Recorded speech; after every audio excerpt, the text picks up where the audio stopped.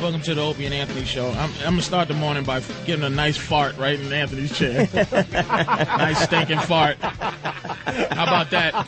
And then rubbing pork right on Opie's chair with his ridiculous attempting to stay younger. His prostate is swelling up as we speak right now. Fatso. I'm glad there's no smell of blueberries in here.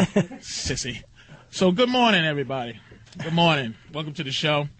I know there's a lot of people sitting around. Let me turn off this nude Africa. Yeah. So, ladies and gentlemen, welcome to the Opie and Anthony show. They were kind enough to think of, they decided, usually they do when they're on a vacation, they do a best of show. And this morning, they, for some reason, I don't know what happened. I almost think it's a setup. I don't trust it.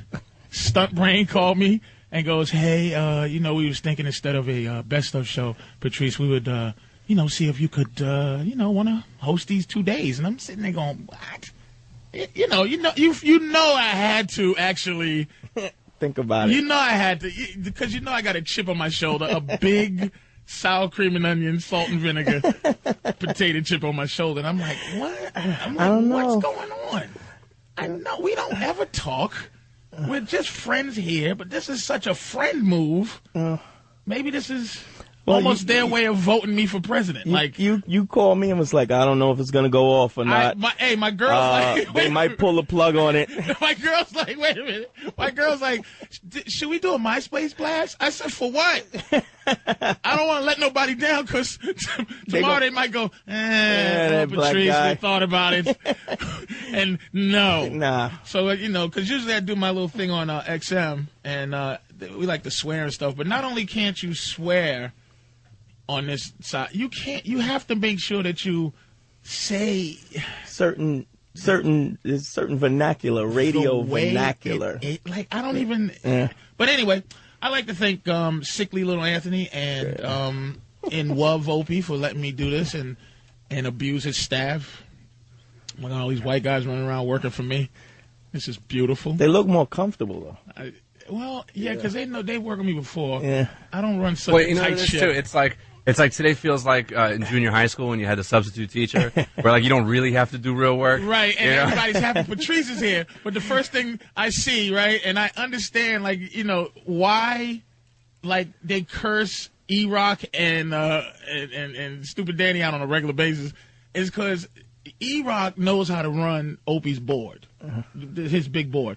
So he's trying to give Danny special instructions, and he's auditioning Danny right now to run the board in the morning.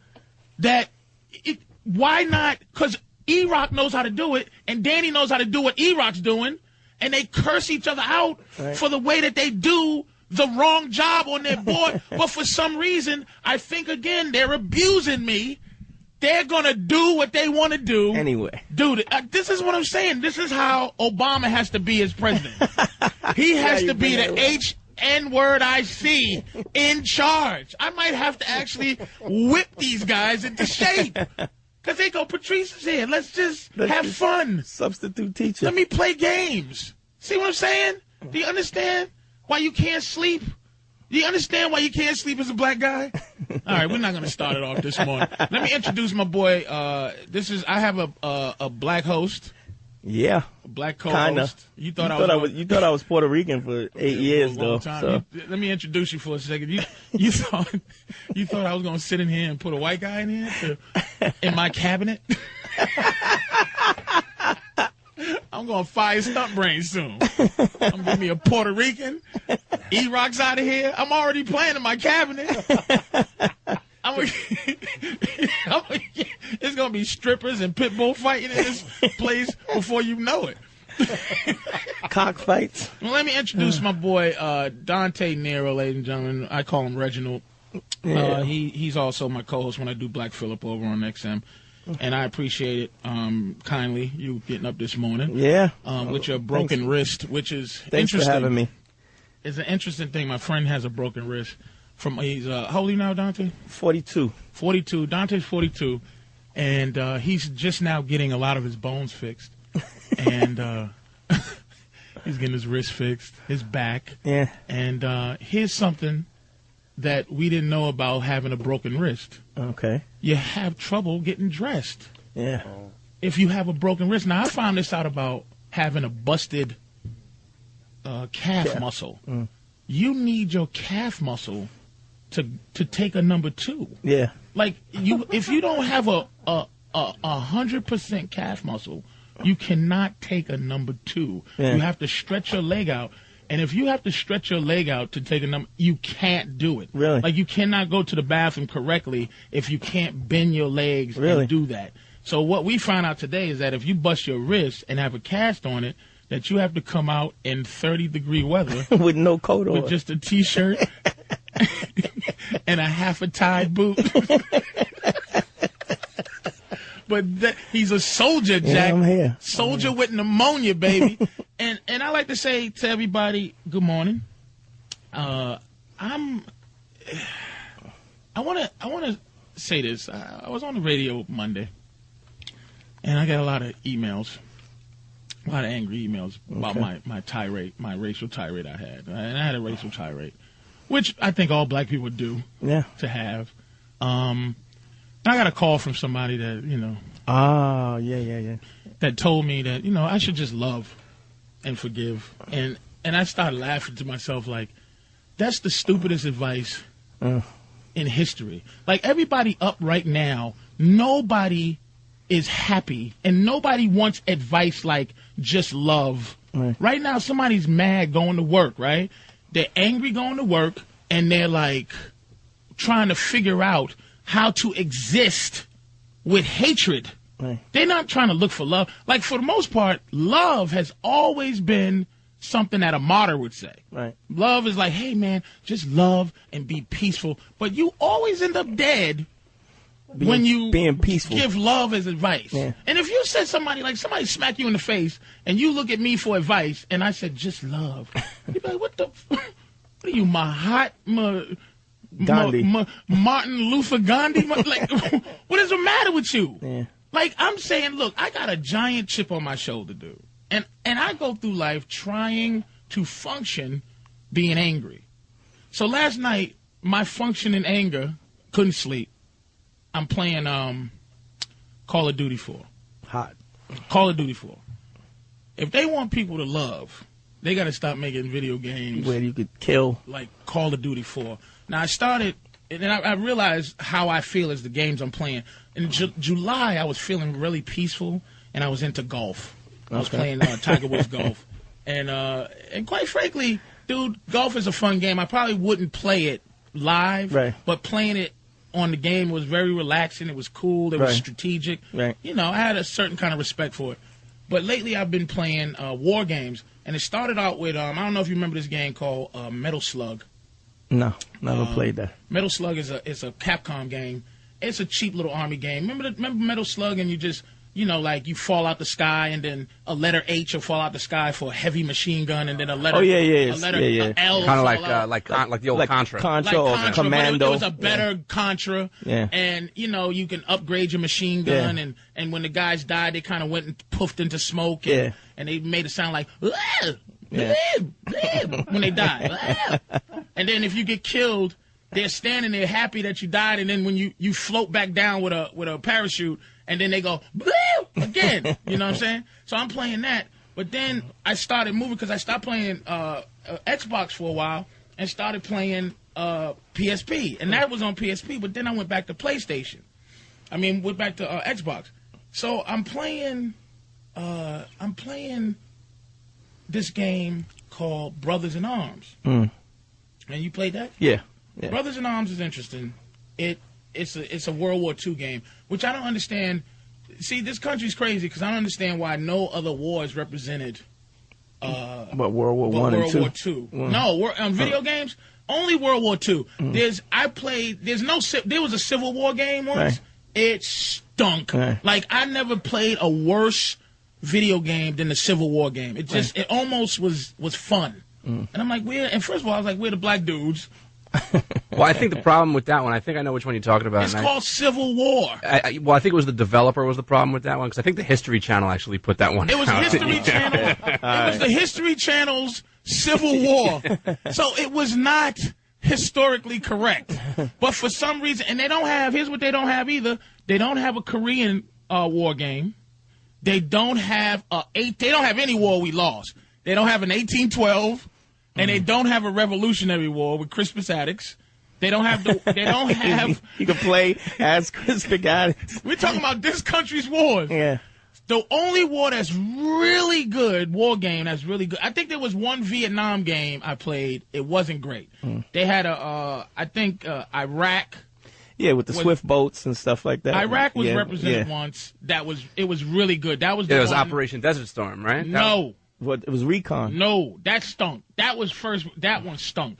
It's one where in the beginning you're a hostage and they actually kill you in the thing, and then they do this. The one where you do the helicopter and you see that the helicopter where they go with the and then you see supposed to be little arrows running around and you just blow them up with the night vision. You didn't play that game? Well, anyway, that game was pretty good.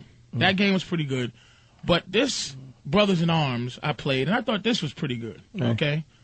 And the only thing about Brothers in Arms, it was kind of easy because they had a thing on it where you can hide behind anything. You peek behind. You can peek, and then come you out can just sit there for hours until you just pick off everybody one by one. And it was decent, and it was okay. And I didn't like it that much to begin with because I don't like any game that forces you to look at the story. Like, I don't like any games that force you to look at, like, you can't just push the X button and go, it's done. You can't the whole story. Pass the right, storyline. Brothers in Arms, the story's about this magical gun and it's ghosts and it stinks.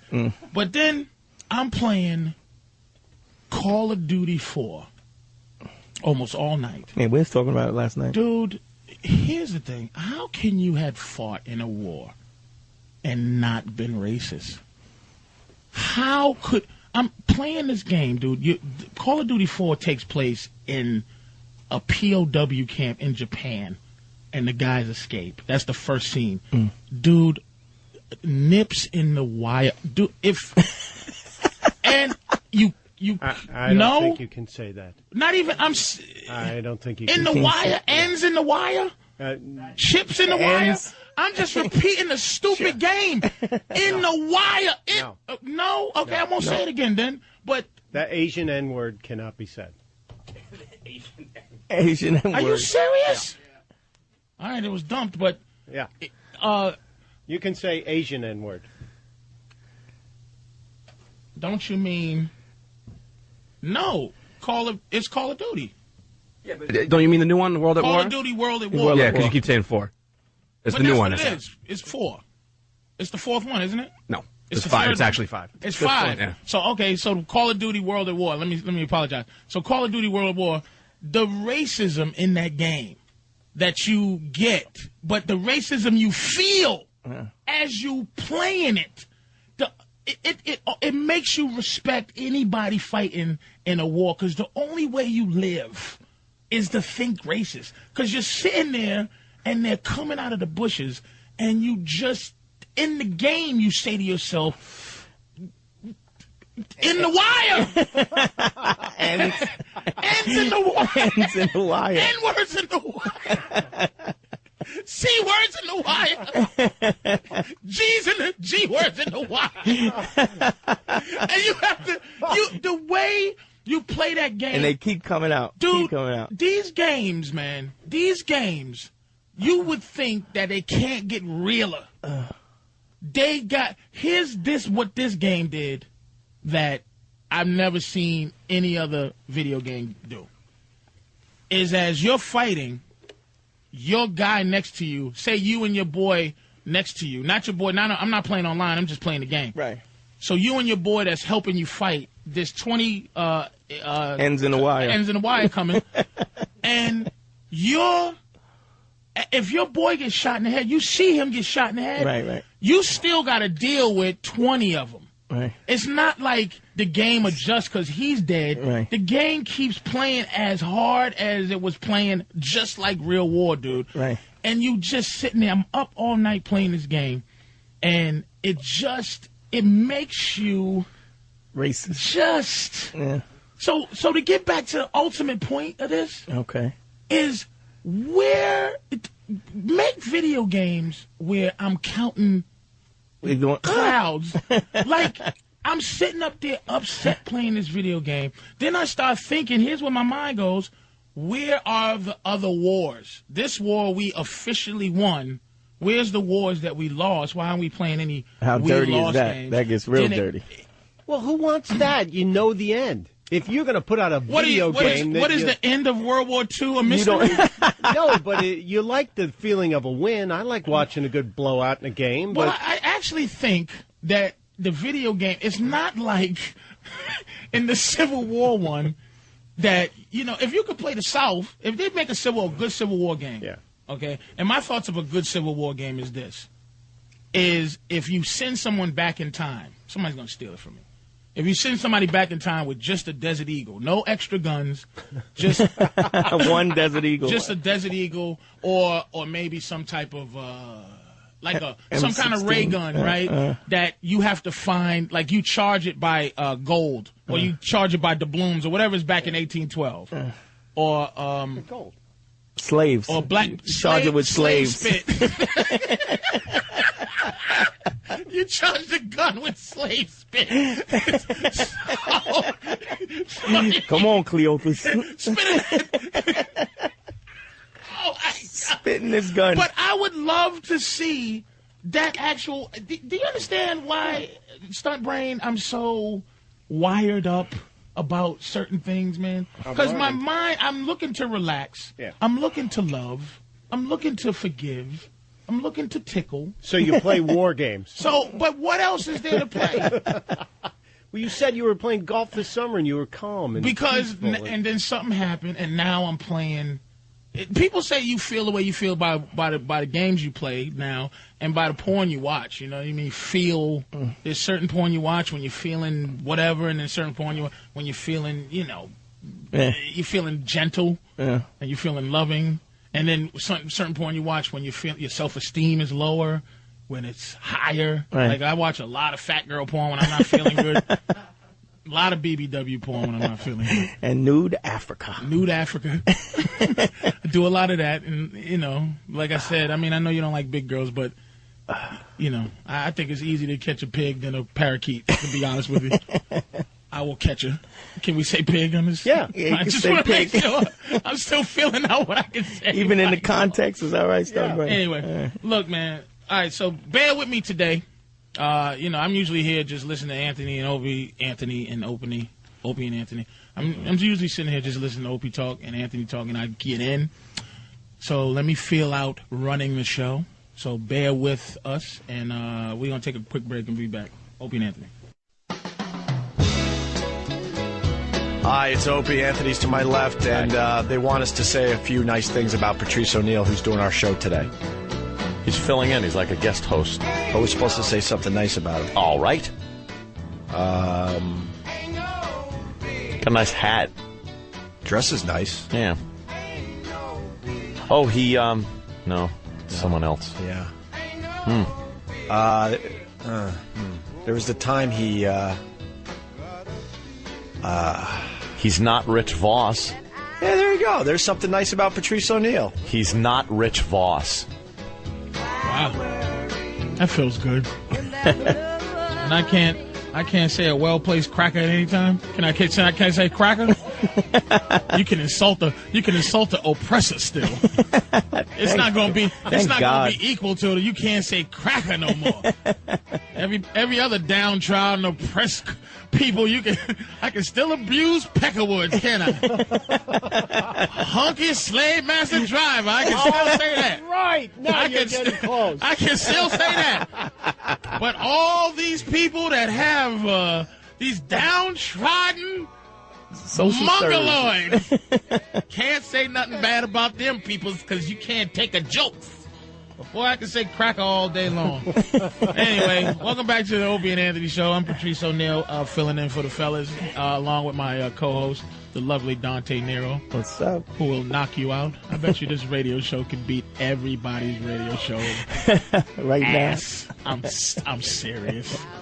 And well, not now, because you got that busted up wrist. now. I hit him. I'll hit somebody with the cast, though.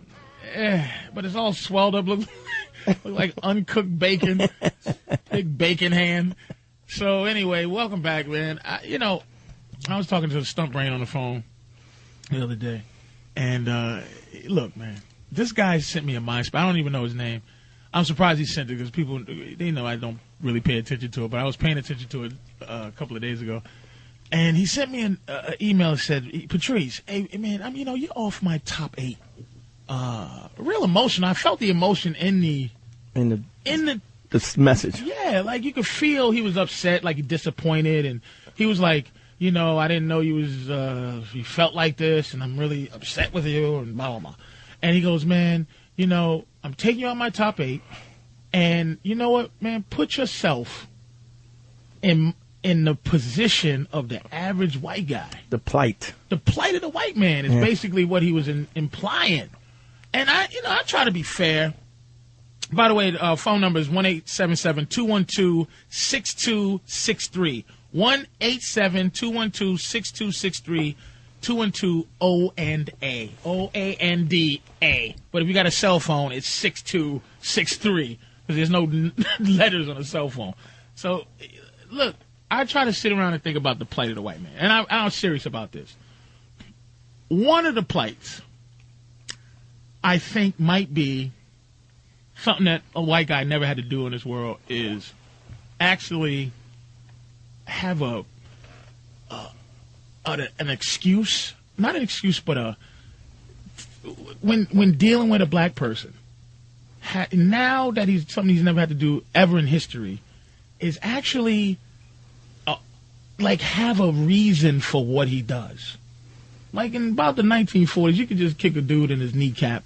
A black dude in his kneecap. Right. And just go. And the dude's like, man. Shut up. Why'd you do that? Shh. He don't even need to say I felt like it. He just, he could just wink. And just go, yeah, I feel you. I'm trying to think. Let me think of another thing maybe. And here's the thing. I'm really trying to understand this, dude. I'm really trying to understand, like, what the plight of the white man could be. Now, I discredit anything that everybody else has to deal with, meaning taxes. No, somebody's going to take your house. No, because somebody's going to take my house. Your mama got bunions. No, my mama got bunions. You need, money to get your teeth. The human plight of living in this country every day does not count. Because that's everybody. Anything exclusive to the white man's plight. Anything that's exclusive to your plight. Right. What is it that you go through every day? Like, look, most black people don't want to be anything but black. But to be black, you have to actually stand up and go, I'm proud to be black. You have to be defiant to live. To be proud. You have to go, I'm feeling good, baby. Right. Now, I'm going to get arrested for no reason. But I'm feeling good. I may not get this job, but I'm still feeling good. My girl's going to talk to me because I didn't come on with the proper money. She yapping too much, but I can't clock her right upside her head for yapping too much. But I'm feeling good. Proud to be this way. I'm not going to use no excuses, whatever that means. I don't even know black people that use excuses for being black. But I'm trying to figure out what is it every day. The pressure of being a white dude. Maybe having black people accuse you of being racist. But that's almost... That might be a concern now. That doesn't even count. Right. For real. Yeah. So please, do me a big favor. Let me know what the plight of the white man is. The plight. Different from any other... Thank you. From any other group you can think of. Please tell me. Because I'm really, truly trying to understand this. Please. Tell me why I should feel like you're victimized, Sam. And by the way, Sam, you better choose a side. Because when the race war happens, Jack, I'm going to be the first one to put a bullet right through that giant afro. Well, then I'll pick your side. You good. Yeah. Because you know, I'm going to tell you, when it comes down to it, if it is that war, Yeah. you are black. I know. All right. They used to, in apartheid, they used to stick a pencil in your hair. And if it And didn't, if it could stand up. yeah, if it wouldn't come out of your hair, then you're black. Jesus. And by that definition, I'm very black. I'm black too, I guess. Yeah. Yeah. All right. Really? So a lot of nappy-headed white guys Nah, in but here. your hair's more, Nah, more like look at- Mike Ronald McDonald's hair. your hair's more like Gallagher or, Yeah, it's very Gallagher, too. or somebody that woke up out of a coma. Shaka Khan. Yeah, you're a white guy, Danny. You're definitely a white guy. Sam, make a choice. Put a pencil. Make a choice. That's a Sharpie. It's not even a pencil. Hold up, here goes somebody with the plight. Hold on, here's somebody here. Eric, hello, Eric. Please tell me. I'm serious, man. The plight of the white man. I'm dead up, man. Dude, you will never know what it's like to be white. You know how much sunblock I have to put on a daily basis? Sunblock. You know Fair what? enough. Melanoma, Skin cancer. but boy, I should have been specific. Social pressure. But that is the one thing God did curse you with is Tumors. no pigment. Skin tumors. Yeah. Definitely the plight of the white guy.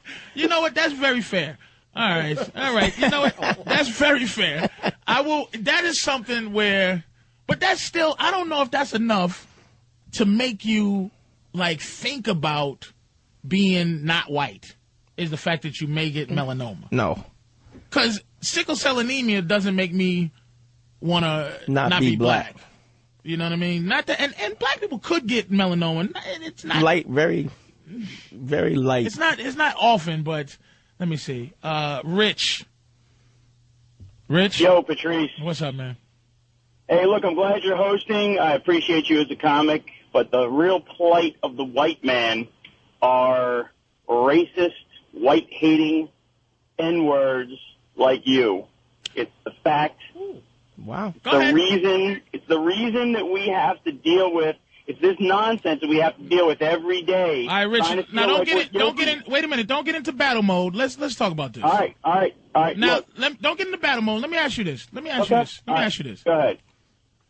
And if you was black, would you think that the complaining white race hating black people had a point?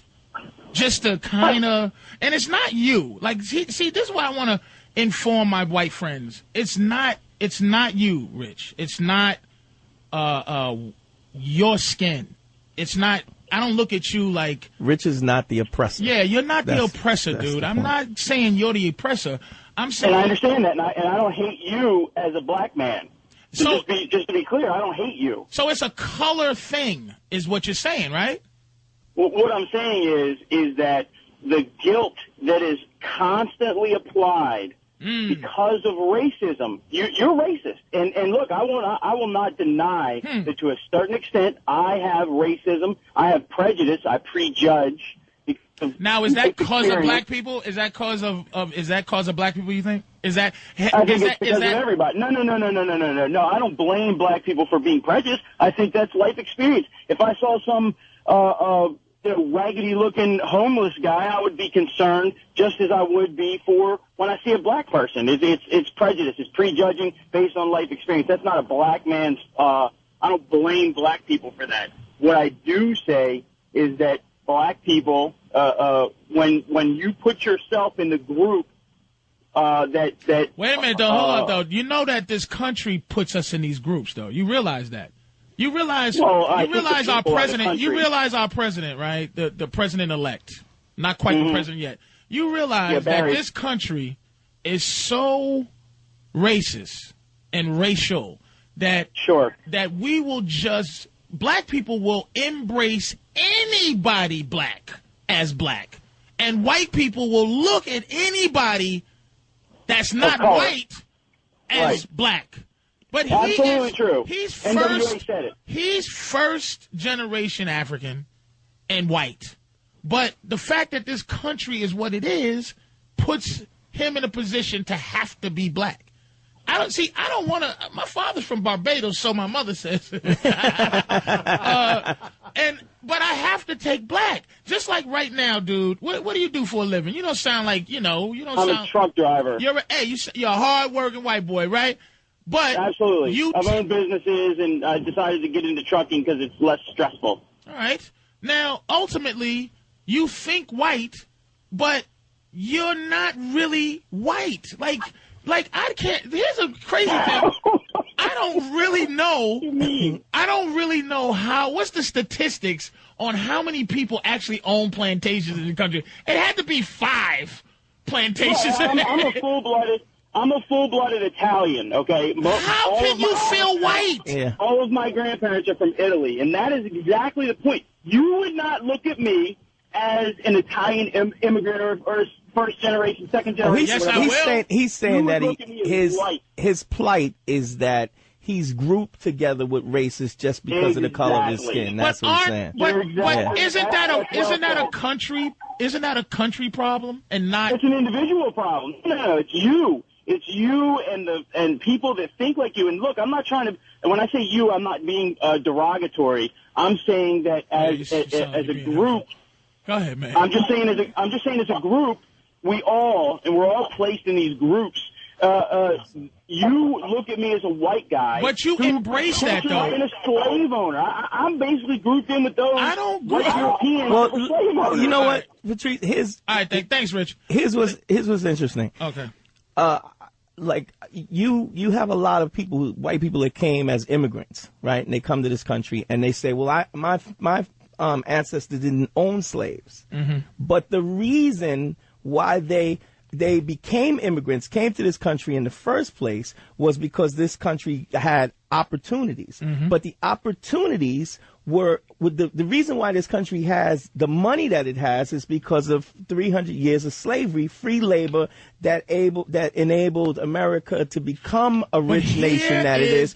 And so they embark upon the. Here's what I know of white people that I know. They don't care. Sure. This is what is the tough thing about this country is none of us really, and this goes back to the thing I was talking about the games. How there is no history in this country for us to really know what's going on. Like, this guy is an Italian. Now, he claims that we look at him a certain way, but his attitude, he reaps the benefits of it. Not that he reaps the benefits, he takes the side of the color that this country makes him on. So should he actively work against racism because of it? He should say, I'm Italian. Here's my thing as an Italian. You can't take the side of the color and expect not to get of the two colors that are eternal enemies in this country. Right. I have to take black. But I can be specific. Right. But if the cops do something to me, I can't go to the half Bayesian coalition of America. I have to go to somebody black that got a little power because it's the skin color thing. Yeah. And quite frankly, we're the only two sides that pick a color. Now, whose responsibility is it for us to stop that? You understand? Yeah. 877-212-6263. I'm trying to find out the plight of the white man, and I'm dead serious. The plight of the white man. And try to make me care. Don't try to make me, don't get mad at me. Have real dialogue. Real serious, man. I'm trying to understand what your problem is. Being white. Please. Jason in Virginia. Jason. Hey, Patrice. Yes, sir. Hey, I got to tell you, you're one of my favorite all-time comics. You're incredible. And I appreciate your honesty. Thank you. In my opinion, I think the white man's plot kind of goes along with the fact that I think most of us feel like we're just losing something. Like the Boston Celtics, they were, champions for all those years. And we see like it almost feels like maybe we're losing something to other minorities. And then, you get things like affirmative action and stuff like that. It just feels like everything's against us, maybe. I don't know. You know what? You know what, Jason? It makes a lot of sense, and I'm gonna tell you what I feel about that. Here's what white people are are losing. You're losing. This is why my thing is utopian. Me and Dante talk about this a lot. Thanks for calling, dude. You like it. What it is what it is. Right. Like what you get, you don't care.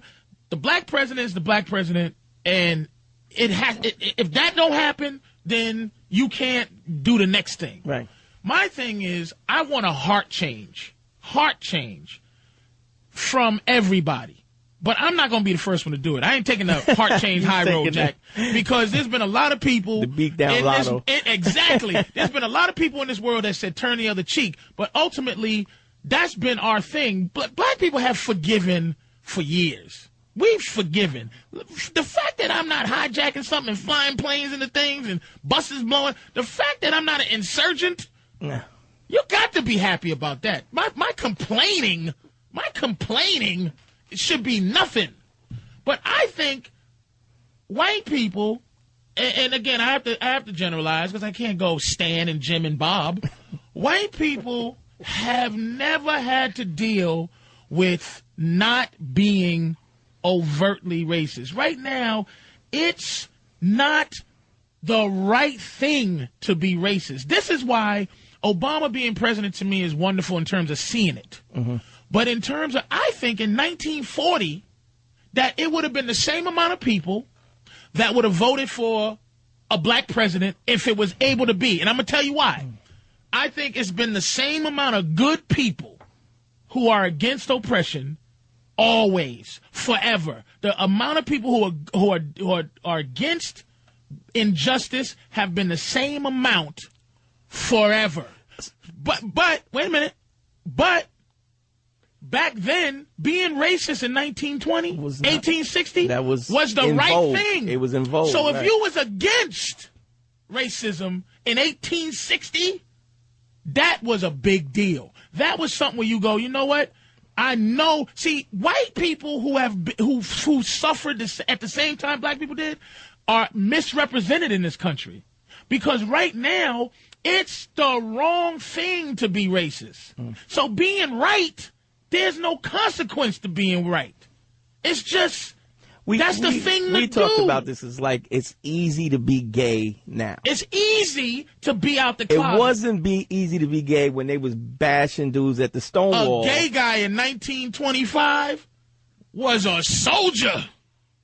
A soldier. A gay guy in 2008, you kind of go, really? You're going through something? You want to be married? In 1925, they was going to smash you in your face. Yeah.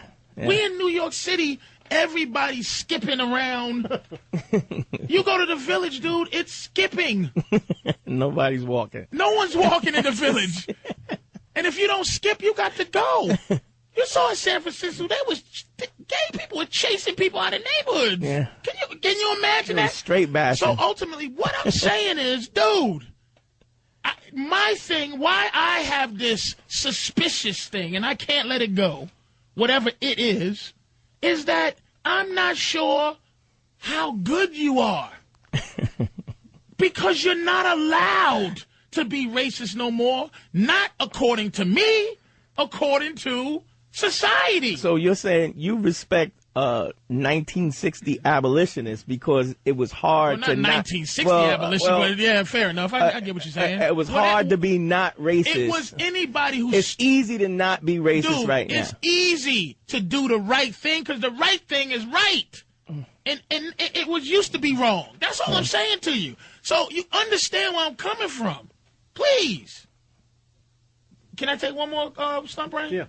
All right. Hold on. Mike, Long Island. Mike, man, what up?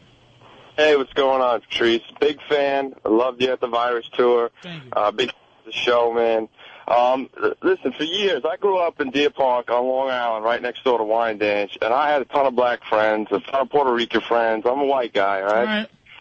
And for a long time... You sound like you got a little swagger, too, to you, like a little black swagger kind of thing. Yeah, you know, they called me white boy in a derogatory sense. Anytime I was in a neighborhood or in a setting, like at the basketball court or wherever, right, or a handball, when I shouldn't be, they felt I shouldn't be there. So how would you feel if I walked up to you and I was like, hey, black boy, and boy being a derogatory statement term for slavery, you know what I mean?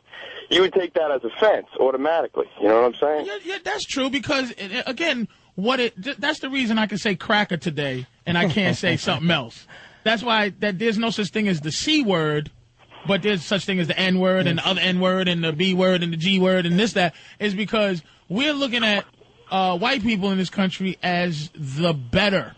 You know what I mean? The oppressor. The oppressor as the better. But I understand what you're saying. So let me ask you this. What would you like? What would you like to see? I think a lot of white people would love to love us. And us you know what I really like? To be called Mike. And I call you Patrice. And that's it. Fair enough. So wait a minute. There's nothing in life. There is nothing in life worse than somebody who takes your respect from you just by using words, man. Especially when you're a man and you do the right thing in this world today. Wait a minute. So you're saying that you were hurt by white boy, like almost subjugated by dudes calling you white boy. Which, by the way, any white boy around my way growing up that we call white boy was our friend. Yeah. Wasn't derogatory. Let me put it in the context. You know, look at this fucking white boy. What the fuck you doing here? Oh, wait a minute. Yeah, go ahead, though. Yeah, we had to. How many dunks was that? Go ahead, man. Go ahead. Yeah, you can't play ball or whatever. Meanwhile, I got a 3-point shot. You know what I mean? I'm just as fair. You better have a 3-point shot. You don't want to be in that paint. Well, you got to get out of here, white boy. Hey, look, man, keep the calls coming. 877-212-6263 if you got a cell phone. 877-212-O-and-A if you ain't got a job. We're going to take a break, man. It's like, he can't be African, white, Spanish, with an Islamic name, black wife. Magna cum laude at Harvard. 4.9 grade point. You can't. I want an average C student. Black guy to be able to run for president. Is it possible? This is what I want. Black mediocrity. To rise to greatness. To rise to be able to do great things.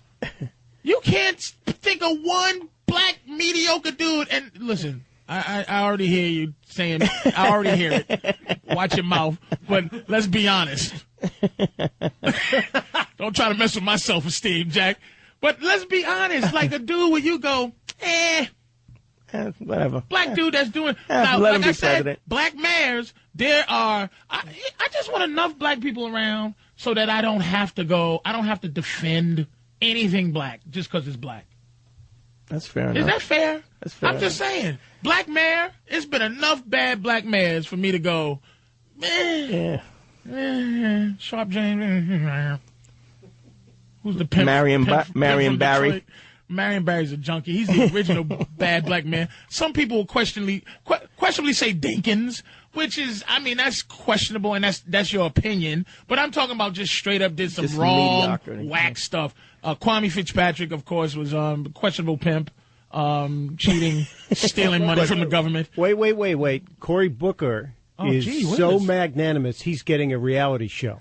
Really? This is the guy in the new Newark mayor. Newark mayor, Cory Booker. Good-looking and man. They're following him around and doing a reality show on him. He was slated to be if Obama didn't get in, Cory Booker was slated to be the next presidential black dude. Yeah. And him and the other kid, Howard Ford. Yeah, Ford. I don't know if it's Henry or Howard Ford. Light-skinned dude, Republican dude. Light-skinned Republican dude? Gray eyes. He looks like an Obama stunt Good double. looking. Some beautiful dude. Beautiful. Yeah, he could be. And that's another thing. I want an ugly black president. I don't want our president to have to be gorgeous. Somebody look like Nipsey Russell. Barack Obama's gorgeous. Nipsey Russell face. I want Nipsey Russell to be the president. I want a crispy black dude with something in the corner of his mouth that he has to keep wiping. If you vote him president, then I might think racism stopped. Sam Cassell, president. They'll never vote. I'm not voting Sam Cassell. I'm not voting Sam Cassell president. I'll be the first in look. I want to look at Sam Cassell. Funny eye. Giving a speech. Anyway, welcome back to the show. 877-212-6263 if you got a job. 877-212-OANDA. OANDA if you're at home still chilling. White plight. White plight, we're talking about, it is there actually the plight of the white man? Because I got an email that on my MySpace that said, I'm taking you off my top 8, Patrice, because you're a racist and blah, blah, blah. He was like me, and now he doesn't. And he's like, look, put yourself in the position of a white man. And I've tried to think, really, because that's a fair question. Right. And I'm like, what?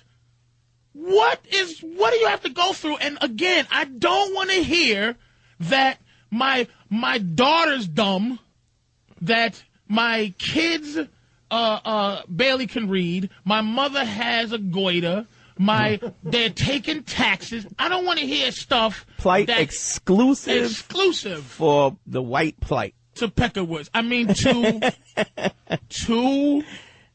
I say that? Yeah. Stump brain? Yeah, sure. Oh, I can say any abusive white thing I want. Almost. Wow. What's the white thing I can't say? White Emma Effa? Yeah, you I can't mean, say but I'm that. saying, is it Yeah, any? but it's the Emma Effa that you can't. Is there any white slur that I cannot say? I guess redneck? we're gonna find. You can say redneck. Really? Wow. Yeah, Jeff Foxworthy made that okay. Are you serious? Yeah. Wow. Can you say moon cricket? That's what they call us. I have never heard moon cricket. Oh, yeah, I learned that in Boston. I said, look, N-word is getting old. What's the new one? Somebody said moon cricket. I said, damn. That's one you say at a party. That's one that even if you're around a lot of white people, you got to look around 6 times like, moon cricket. And I don't even, porch monkey. Can you say porch monkey? Ooh, that's close. Porch monkey is even understandable where it could come from, which is, right. All the porches. I see some In old the slave South, pictures, yeah. and you're just sitting around looking like they call you monkey, and they're sitting there. I can understand that Right. and a lot of things like that. But there is absolutely, really, honestly, there's no racial slur that is barred from black people saying about white people. And I think that's unfair because that almost gives you a sense of superiority. That's the plight of white people. That's one of the things you can put on your list as the plight. That I can call them something that doesn't matter? Yes. When I say that, this is what I mean about the country having issues and making issues that have nothing to do with us. Because the average dude, really the average black dude that thinks is not bothered by the N-word. And if we had a decision, we go, I don't care, man. You say what you feel like saying, because I'm going to say everything I want to say, because I'm awful. You better be lucky I ain't white, because I am a racist. God, I'm awful. Look, if you can see me right now, I know faces that can look at people and go, ugh. I go, ugh, the best you ever seen in your life. Oof. Anyway, we're talking about the plight of the white man. Pete from the Bronx. Pete? Hey, morning, guys. How are you, sir? Hey, Pete, listen, try being a Jew. I mean, I got people still blaming me for killing God. Hey, look, this is very interesting about black people and the Jews, man. I'm really obsessed with comparing your plight to our plight. I really am, and I love all my buddies from. Yeah, go ahead. And let me ask you this, sir. And you stop me when I'm wrong. Jews moved on pretty well. This is what I'm looking at, because Jews, you moved on pretty well. And some Jews, Jews, not the stupid poor Jews like me, but some Jews moved on. No, you've moved on from your 2 plights that I think you have 1 more plight above us. Because I count slavery as a continuing epic that never stops. Well, at least in your work camps, they let you work. In ours, they killed us. But, okay, don't get me wrong now. Now, if I say something wrong, it ain't because I'm trying to be anti-Semite. But from 1619 to 1865, a lot of stuff was going on, okay? Yeah, I would say in that particular time, let's say just the Holocaust, that at least it was quick, and like in the span of 5 years, it was quick. And the thing about the Holocaust, one, it's still a crime to be a Nazi. Right. Still a crime. It was vilified, the Geneva Convention and all that. You had an actual villain. Like if this was a James Bond movie and you said, I'm going to write a James Bond movie based on the Holocaust, everything is in place. You have the bad guy, you have his henchmen, you have the hero, you have the villains.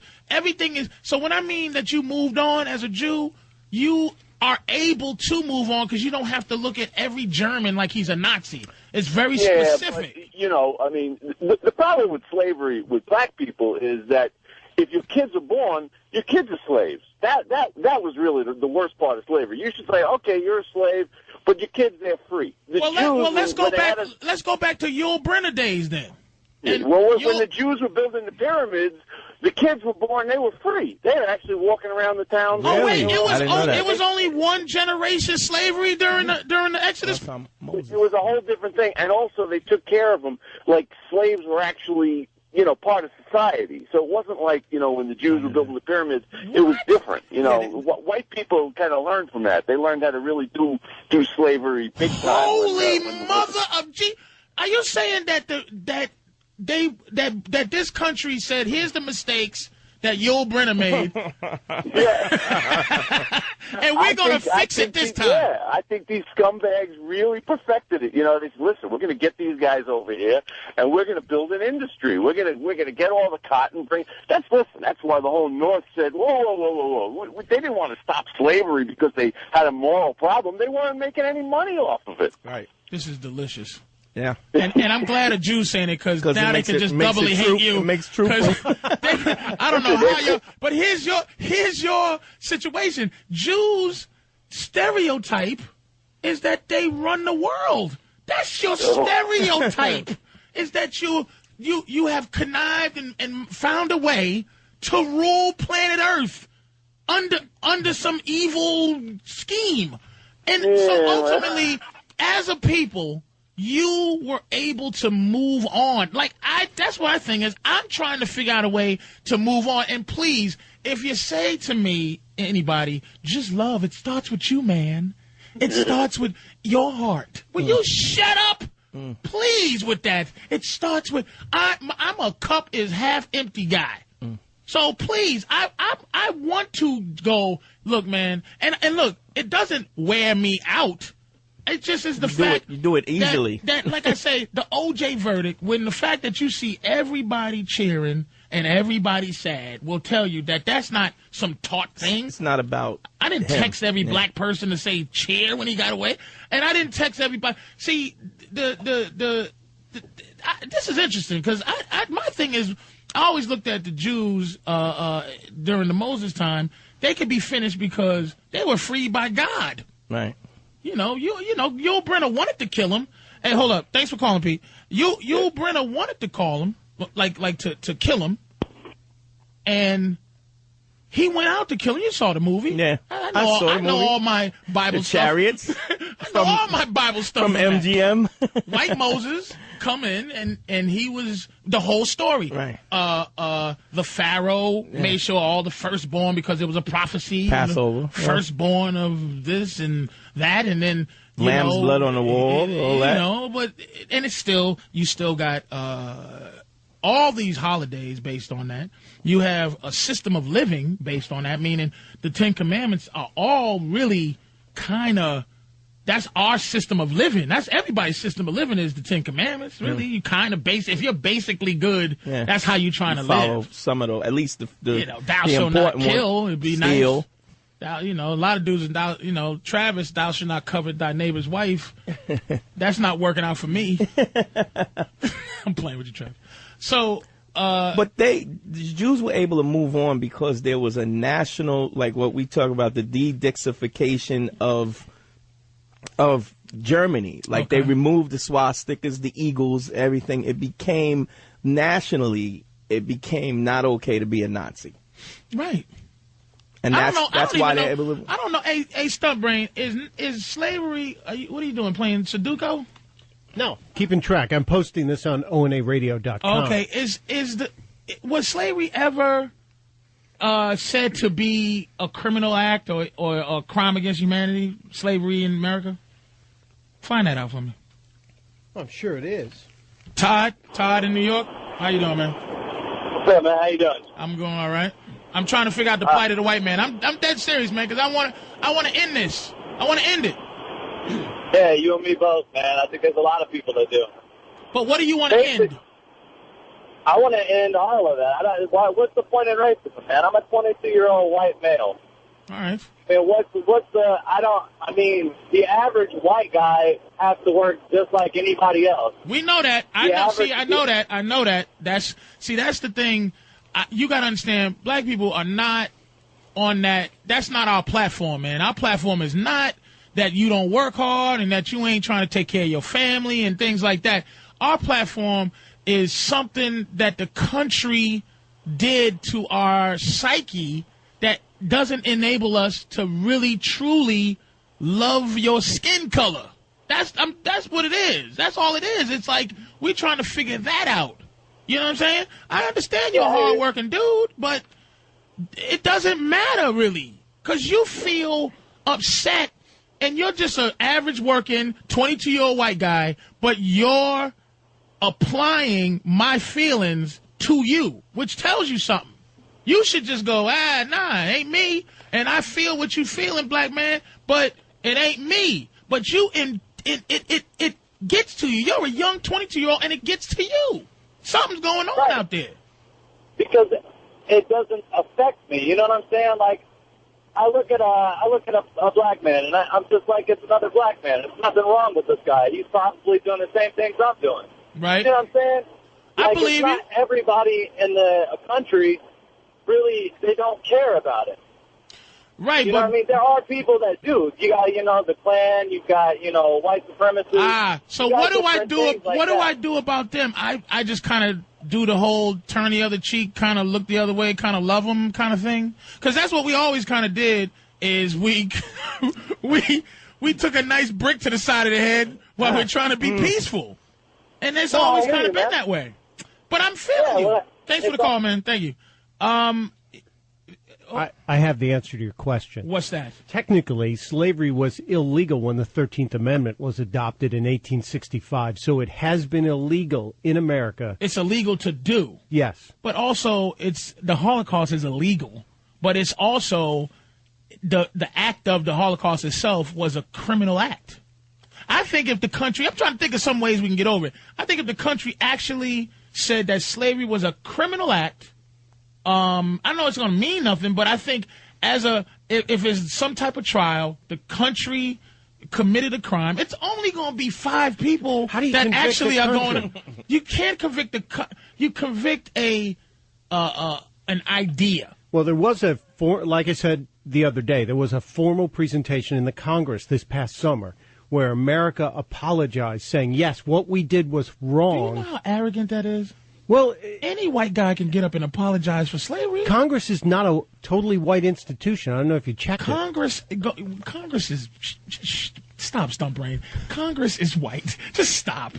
Just stop. Just Senator stop. Obama just came out of. Just because there's some blackness somewhere don't mean it's not. We're talking institutional situations here. Right. I'm saying that the Holocaust in itself was a crime, right? Yeah. So they didn't scoop up everybody, but anybody that they thought was affiliated with it to this day is a criminal. Yeah. Now, I'm not saying it's going to be hard to do that, but I'm saying at least where historically black people can go, oh, okay, these people, let's say you put on trial anybody that owned land at that time, plantation, or say, listen, the 40 acres and a mule thing.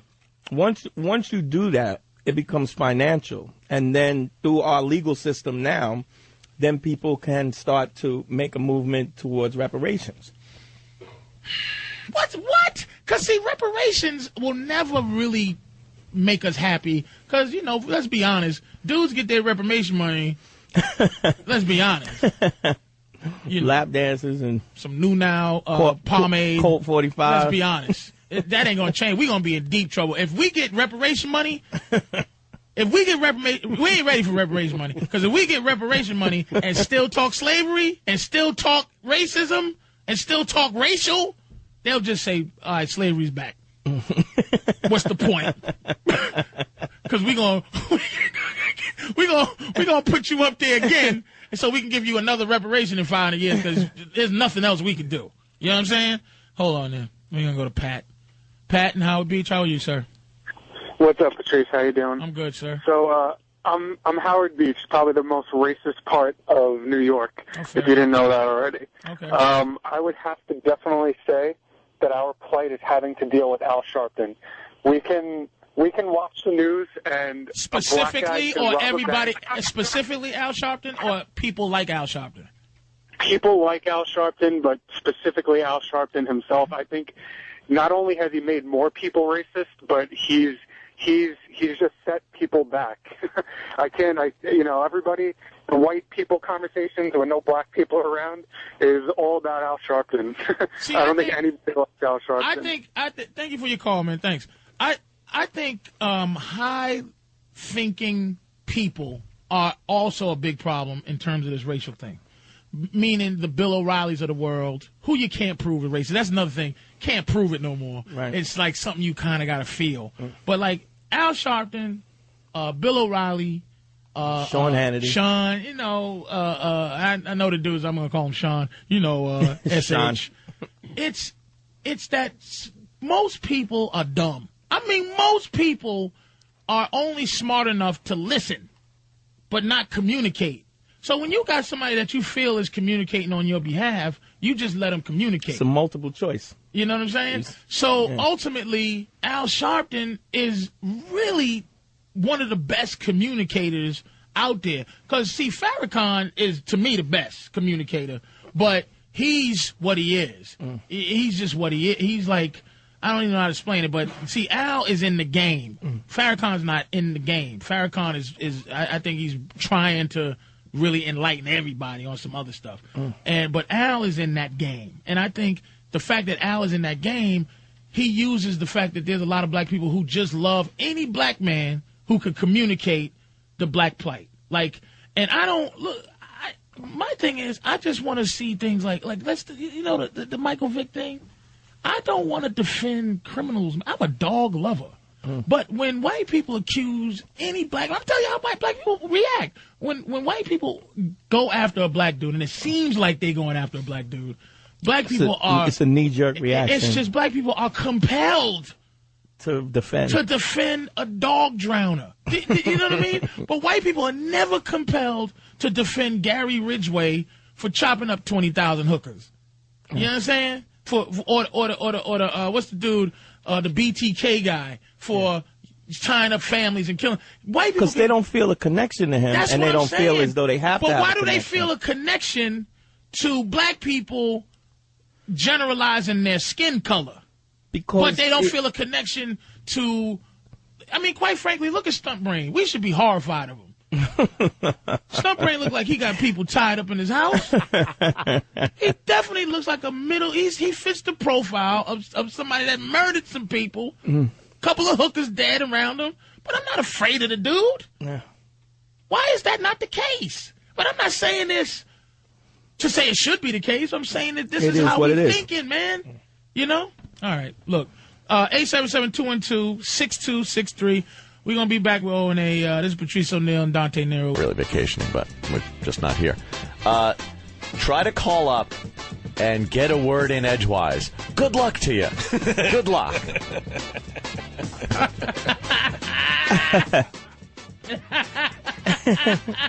I've been letting people talk. I've been very good, man. This is about your history, though. I am a victim of my own past. I'm trying, man. Oh my goodness. Angelo, blacks emulate Italians? Your screener there. Your screener takes a portion. He takes a portion of what you tell him and probably puts that on your board. But that's all right. He's doing his job. Hey, what it is Angelo, earlier. Angelo. Yeah. You say blacks try to emulate Italians. And look, it might be true. Partially, at least. Partially true. We do respect. Here's what we do respect about, which I always think black people need a criminal organization. We really do need a well-run and well-scared, and people all the way to the top, because it is questionable that the mafia killed JFK. Had something to do with it. That is high-level gangster. You think? That's high-level gangster. Yeah. So ultimately, look, being like it's not a bad thing to feel like you want to be like a mafia, because the mafia is a criminal organization that actually like scared everybody, but no one was scared of them. See, black fear is more like, oh God, honey, grab your purse and he's gonna kidnap me, tie me up, and then do something to you. It's kind of like, but petty. Mafia was specific. You only killed each other. It was a beautiful thing. So I mean, if that's where you're going, Well, where I'm going is what urged me to call was your partner for the day. I apologize for not knowing the name. Oh, Dante. Your partner today. Dante Nero. Sorry. Sorry, Dante. Earlier, the Italian-American caller, you did throw in a little comment about how they were able to, even though they were immigrants, didn't have slaves, so they don't trace the same history as other whites. You said that they did take advantage of the color of their skin, where I was calling to say, when we were coming off the boat, and we were coming in, and we were on lines treated like cattle, and having the names chopped up and being told you're just going to have tight living quarters, which are the equivalent of today's projects. I would believe that they decided, let's form our own little organization to get respect in this country. Yes. You know, the organization that you're referring to. Yes, let's sir. form our own little organization. Wait a minute, you can't actually say it? I thought it was over. You still can't really say it? They just found bodies in Are you serious? in Long Island. Are they making a comeback? Well, let me say, this assumed thing we call the mafia. I heard about it. I don't know if it exists. I'm not sure. Let me just go back. I'm sorry about that. Go ahead, Angelo. No, I'm saying, and where that led to the emulating Italians things was me saying to the screener how even today's hip-hop artists, you hear the names of Junior Mafia, you hear the names of Capone, of this Irv Gotti. Like what I said, dude, you could even trace Bling Bling back to the Guidos of the 80s with baggy jeans and a cross hanging out of their turtleneck. It just, they tweaked it a little bit, and they made it look a little more maybe respectful. bada bing. I mean, I wouldn't take that credit away from you if you want it. But what I think is that the mob, there's just that idea that you could control your own destiny through crime if you needed to. I don't know. I really think we do respect that whole. That's why black people love. Thanks for the call, Angel. That's why black people. No problem. I got to go. I'm being pulled over by a black cop. Oh, you son of a. You know, that's what I'm saying about Scarface, dude. Black people love Scarface. But that's what I'm telling you, Stump Brain. Scarface is just, it's a story of a guy that just shot his way to the top. Shot his way to the top. Came across on a boat. Came from Cuba. Went to here's a story in a nutshell. Came from Cuba, went to a detention camp. Right. A rich drug dealer paid him to kill some dude that jerked over his brother earlier, stabbed him. Rabenga! Whatever he said at that, I don't know that part. He went to work in a dirty diner. Right. The same guy had a better job for him, where he goes, you know, what about the Colombians? And he's like, why are you? I don't like Colombians, man. He shot his way there. Yep. His boy got his hand cut off. Chi-Chi get the yayo. Back, he goes, give me I got the money. You got the money? Stuff? You got the yayo? I got the yayo. Bring it to me. F you. So I bring it to him myself. Bring it to him. He goes, man, I'm sorry. Your friend got killed. Boom, boom, boom. Pow, pow, pow.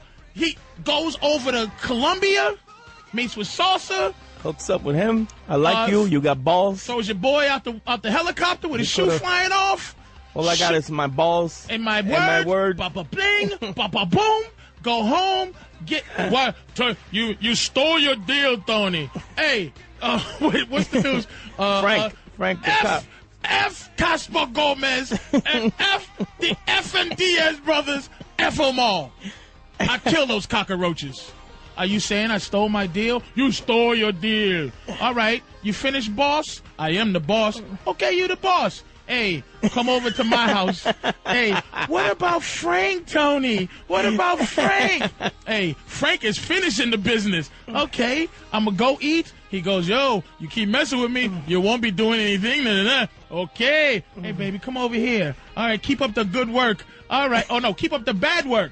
The bad work. Yes. Now, go in, try to kill him. He goes, hey, Manny, get up. We got to go see somebody. All right? Please, Tony, don't kill me, Tony. Don't kill me, Tony. Mano, I'm a cop. Kill this piece of doo-doo. Yeah. Bam, boom. back over. Here's what I want to do. I want to kill a guy and then go over to his girl's house with blood on my hands, slap on the booty, and she goes, "Where's Frank?" "Where you think? Get up." And then a blimp goes by.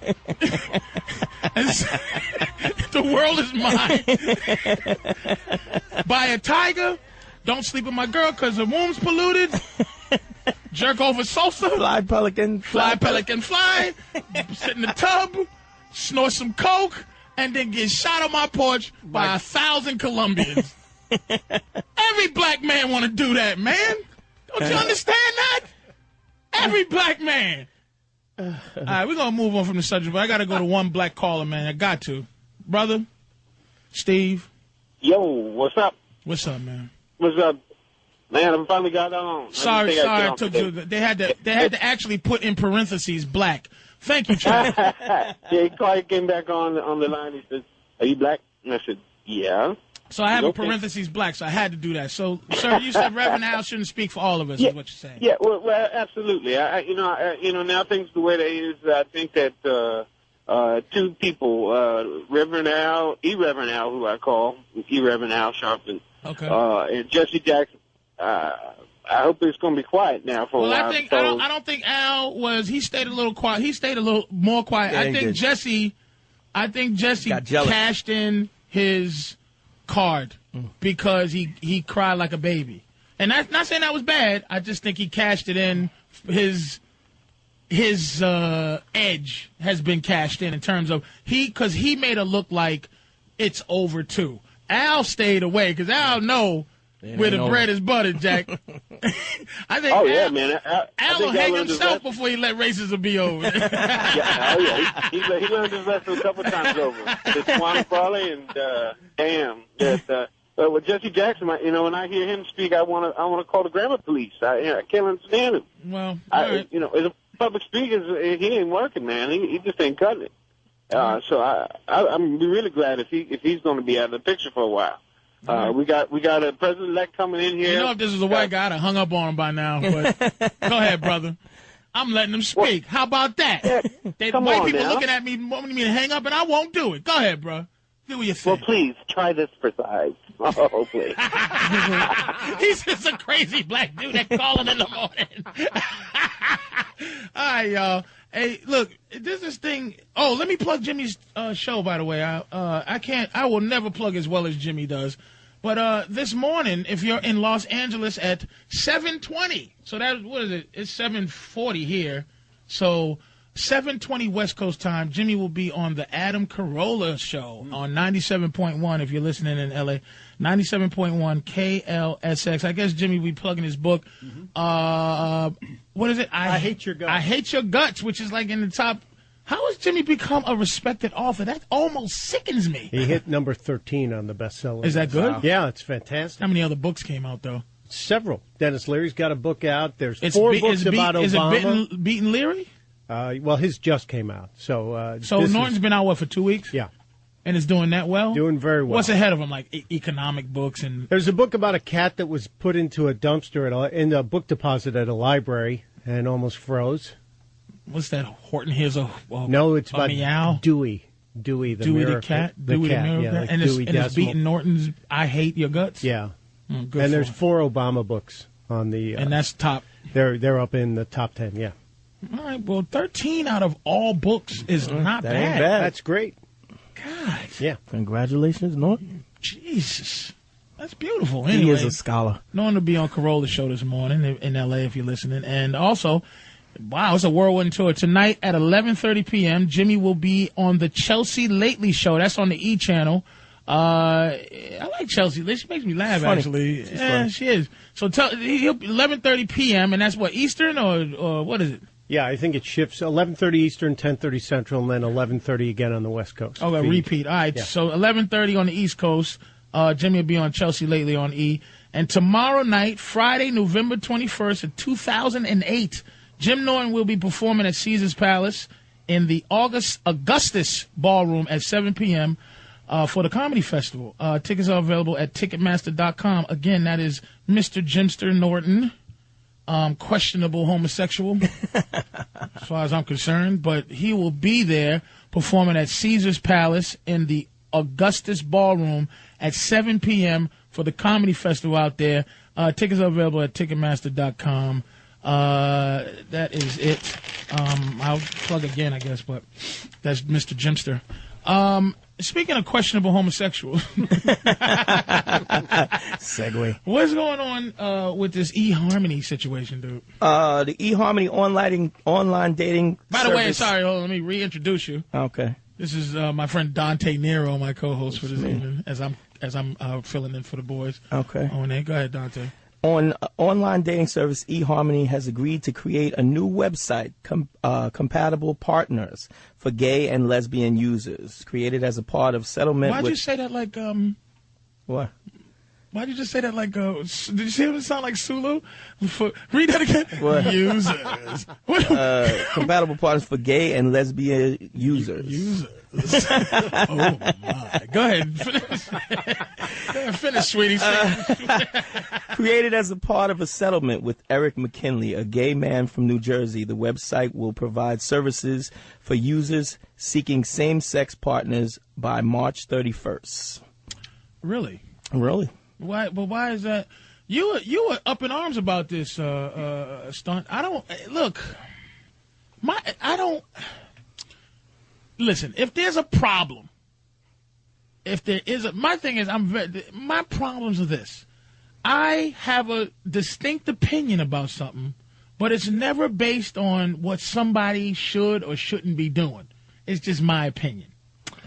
My opinion about gay people and what they're fighting for, the platform that they're using. Like, I don't care about this eHarmony thing. If you want to hook up gay people, I don't care. What difference does it really make to me at all? My thing is, being gay is a sexual activity. Not even activity. It's a sexual feeling. Because being gay has to do with being attracted to the same sex. Am I lying? You're right. Who's gay in here? Okay. Gay guy. Quiet gay guy over in the corner.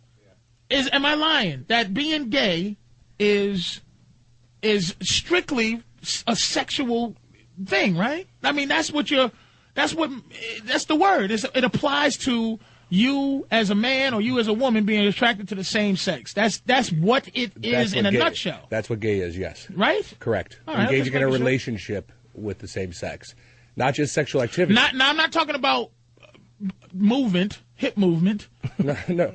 I'm just saying that sexual activity does not deem you just gay alone. You have to be in a relationship or want to pursue a relationship with the same sex. Whoa. Just actual hip movement into a place. Having gay sex doesn't make you gay, you're saying? Right, doesn't make you... having a gay experience doesn't make you a homosexual, or having a couple of gay experiences... I don't know any straight guys that would agree with that. That's what people say. I agree with you that if you're doing that business, then you're a gay guy or a lesbian. Isn't that the point? But that's the technical term. Sit down, sissy. You asked, pal. You asked. I know I asked. I was curious. That's how it starts. So, but that's all I'm... Oh, all I wanted to make sure... my point is this. I know gay people, there's Proposition 8 in California. Right. I know that gay people are fighting for certain things that I'm not against them having. My whole thing is that I don't think anything could be compared to the plight of any group who's oppressed that can't not be that tomorrow if they don't feel it. But how do you feel about the fact that this whole eHarmony thing is brought on by the fact of there was a legal settlement by this guy Eric McKinley. He got a legal settlement, and that was the reason for them creating this whole aspect of eHarmony for same-sex partners. So basically, they're forced to. Right. I guess if I owned a company, I guess it was my company. Right. And I didn't want to, that wasn't the place, because here's ultimately what it could do. It could interfere, I suppose, with the clientele of the original company. Right? So if I'm trying to hook up men and women who, and all kinds of men and women, because some women and some men are very traditional about that. So ultimately, if I'm on a site that may get confused with a site that's hooking up homosexuals and lesbians, I'm going to move on to site number 2. Match or something like that. Right. I'm going to move on to something else. So ultimately, I don't, if I had a company, I don't want you to force me to hook up gay dudes. Because quite frankly, gay dudes, there's enough places to hook up. Like dumpsters. Could you not bathrooms. Fight for everything? Trust me, fighting for everything is not going to get you what you need to have. You need to pick a platform. And the platform will be this: the health insurance thing, the being able to decide your loved one's situation in the hospital, to decide money issues, if you have joint accounts, to decide will, property, things like that. But stop forcing gay on everybody. Because nobody's forcing heterosexuality on anybody. Stop forcing me to think being gay is fantastic. Can I not be into that? You gotta. You're right. I don't think they should be forcing it, but I think when I was looking at some of the stuff in the news yesterday, and that's a lot of the protests and stuff that they're doing because of Prop 8, they are becoming violent.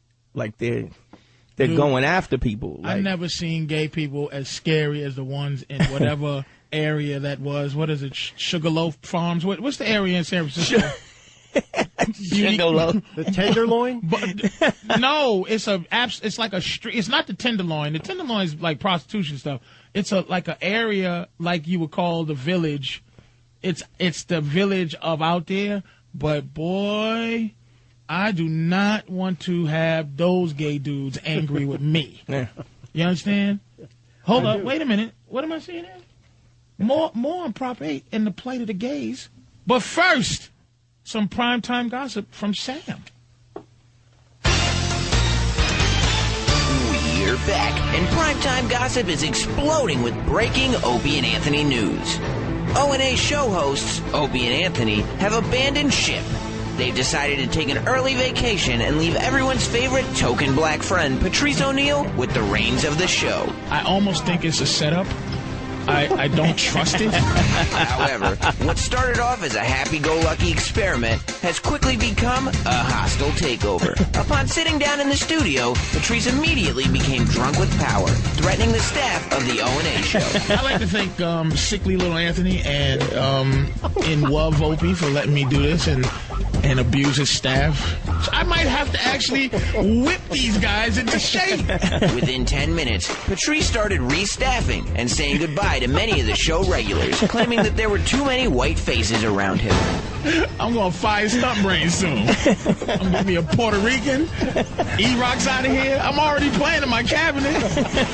Patrice's reign of power is seemingly unstoppable. However, if there is any good news to come of this, at least Patrice is breaking some of those ugly black stereotypes. Yeah, there's going to be strippers and pit bull fighting in this place before you know it. How has Patrice managed to pirate the Opie and Anthony show? Will O&A get it back? And who will survive? Stay tuned as PTG keeps you informed on one of the most dangerous situations in radio history. And then they went to put the cuffs on you. And then I said on the Opie Anthony show. Yeah, but we're going to and they go, oh, okay, go ahead. Okay. Godspeed. Godspeed, young. You're one young of the good Negroes. One of the Cosbys. And they gave you a pat on your head and a slight fist bump. Go get him, Negro. Fist Not bump. even a fist bump. On the chin. Go get him, buddy, yo, kind of tap. God, it's hard to keep it real when you got a mortgage. It is hard to keep Credit it real when your credit score's in the 7s. It's really hard to keep it real when you're upset because the water pressure on your refrigerator water spout has lessened. So you have to call a white repairman. Your crushed ice maker won't work. It's not. It's my crushed ice maker. It's not because I have a party. I have a party for Thanksgiving that Opie's not invited to once again. Gotta announce his uninvitedness. You're not invited. And not because I don't want you there, just because you're probably doing something. I think he'll probably be on his honeymoon on Thanksgiving. Yeah. Oops. Sorry, I keep forgetting. I don't know what this. He's such a spy. I don't know what to say about him. Covert. I don't even know what color he says he is. I think Opie's Asian.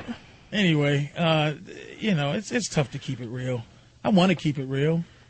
I tell you what, back to the Prop 8 thing is that here's one of the things that, because they're trying to blame black people for not voting for it. I'm trying to tell you something about black people real quick in the Bible. We're horrified of Jesus. For some reason, we are horrified of what we think the Bible stands for. If you get a real, true, religious black person, they're scared to deal with the black Jesus thing. Yeah. Or even, here's how fair I am. I don't even say Jesus is black. Jesus at least had a deep looks tan. like Saddam Hussein. Is that dangerous to say? Could be. That's not dangerous to say. At least. If you got an old Southern aunt, that's at least Jesus at least looks like Amajilladadadad. At least. If not black, if not crispy black, but all the stuff happened over there where everybody looks like it's a lot of sun. Blam. Yeah. You understand? Yeah. So I'm just saying, I'm so fair that I'm not even going to be like, oh, Jesus was a black man. But Jesus, he didn't look like the lead guitarist for Queen. He didn't look like a wet-head white boy. He did not look like he was crawling around during Woodstock with a lighter in his hand. Mud. I'm going to tell you, he don't look like that dude. He didn't look like that dude. No. And this is why I guess what I'm saying, gay people, is that the reason black people didn't vote much on that is because as a people we're pretty horrified. But one thing black people don't do, two things never did growing up, and I didn't do this until I started getting into comedy and meeting white people. One, we don't joke about God. Right.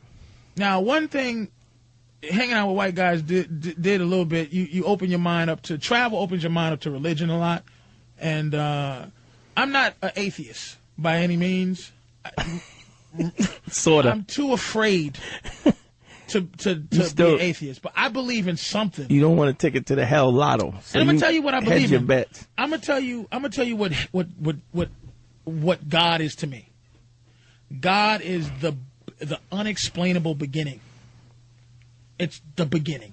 It's like, okay, what's before the before, the before, and the before? That's God. Like, I can't explain where, like, the Big Bang Theory had a something before the Big Bang Theory. All of that. That's why I believe in God. I just believe in there's something got to be higher power. Got to be. So one thing we don't do is we don't play around with God too much. And another thing we don't do, we don't play gay. Yeah. I didn't play gay till I met white boys. Meaning little gay things like holding each other's hand or rubbing somebody's face slightly with the earlobe. Or, like, I didn't do that. No one did. And I play gay games. I'm not even going to play around. Like, and I'm not gay, but white dudes will do little. We'll go like this. Me and Danny do it. I'll call Danny and go, all right, sugar draws, and he'll go, all right, butter cakes or whatever. Black people don't do that. So gay is still a very uncomfortable issue in the black community. That's why you're not getting that much cooperation. That's why you're not getting a lot of cooperation from black folks on it. And another reason is the platform that what was that, the Aristocrat that had something that said gay is the new black? The Advocate. The Advocate.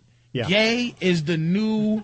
Let me see. Where is it at? Gay is the new black. It's on that screen over there. Gay is in big giant white block letters. Gay is the new black, and it says the last great civil rights struggle. Racism. The is over. last one. Yeah. Racism is so over. after we deal with the fact good. You're going to be able to wear pink socks. That's it. First of all, if I was black people, I'd be upset. because that means that it's over for us, right? But if I was anybody else, I'd be upset. If I was Latino, I'd be upset. Because Latinos are the next oppressed in line. Yeah. The Latinos can't wait for black people's oppression to be over so they can move up the oppression ladder. They're like, good, now it's us. But I'm not sure I'm ready to vote for Presidents Rodrigo. And another thing, here's why Latinos and Asians are going to have a tough time moving up the slots. I'll tell you exactly why. Why? They have not yet chosen a color. They're too specific. Do you understand? So whatever anybody calls you, like if you're Puerto Rican or if you're Mexican or you're Cuban, a lot of people don't know this because we group them all into the same thing. You have to be quite worldly and you have to give a damn to know this whole Latino situation. Right. First of all, every racial group, if you didn't notice, has the white part. The part that's the white people. Right. The part that they don't like. Like Asians is Japanese. They don't like the average of all the other Asians don't like Japanese people because they're like the high oppressor. Yeah. Kind of. Really? Yes. Yeah. Ask it. Call a Chinese You can person Japanese and see look what at you any karate flick with Bruce Lee. It's always there's Chinese dogs, and they don't. And the samurai are oppressing the Chinese people. Yeah. Kicking their sign in the air. You didn't know that, did you, white guys? You're floating above the planet Earth. Stunt brain with that. Never heard Interesting, that. Negroes. And let me tell you what Stunt Brain did. Stunt Brain's gonna go and buy 12 books on the subject. He will never not know less than a black dude about nothing. Stunt Brain is gonna read 10 books tomorrow about samurais. Not sure, Negroes, but I will see. He started thinking like a Chinese movie.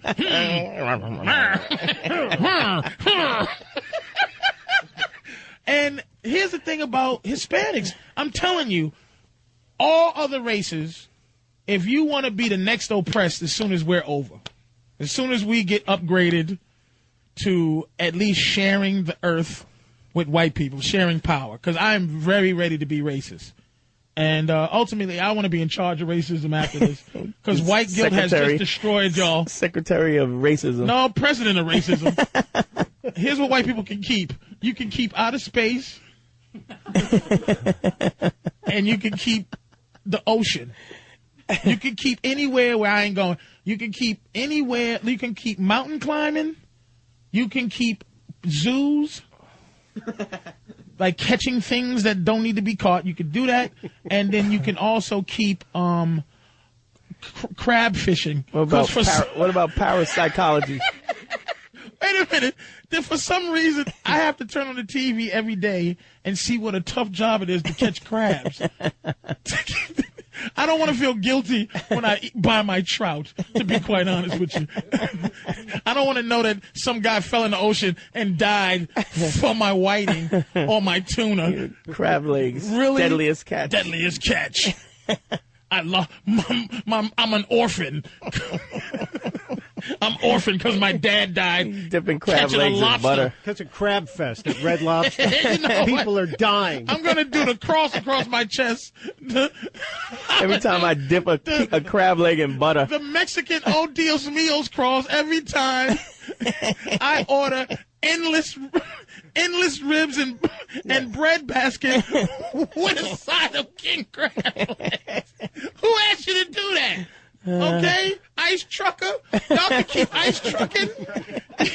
Here's what white people can keep. I'm in charge of racism. Are we sharing? You're just giving us stuff? I'm letting you have stuff that you already have. So if we're upgrading, that means we have to div it up.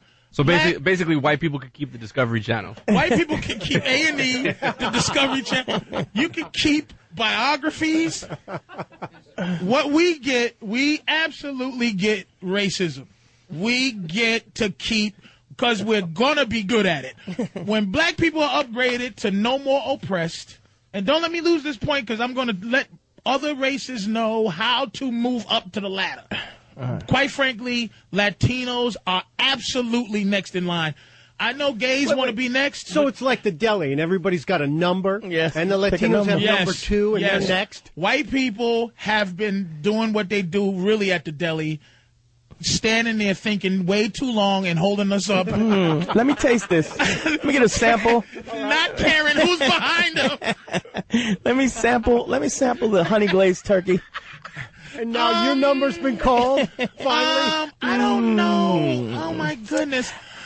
How much is the coleslaw? How much is that a pound? Everybody's in the back, and they're not paying attention. White people never pay attention to black people's... God.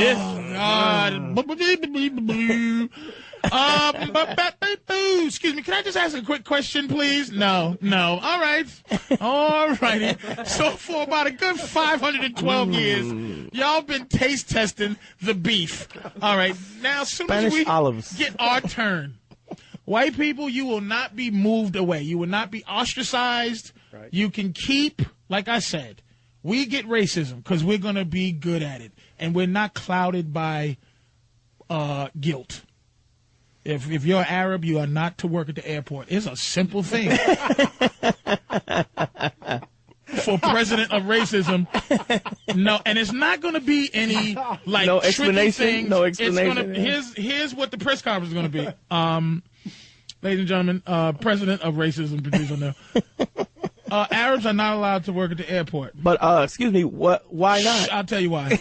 Because you're Arab. That's not fair. Ladies and gentlemen, you will be allowed to work in the outer things at the airport. You're not allowed. You can work at the mini McDonald's that gets shipments of their stuff from the bigger McDonald's. So there's a lot of cold burgers and stuff that are sitting there. They don't actually cook anything. They get it from the giant McDonald's inside. You can work at the mini McDonald's, the McDonald's mini duty Express. free. You cannot do any security. You can't. I'm sorry, Arabs. It's fair enough. This is President Racist Patrice. And you're not allowed to go anywhere near bags. Now, especially, you're not allowed to decide whether my ID is good or not. But we won't even go there. Now, white people, here's our thing. What would you like?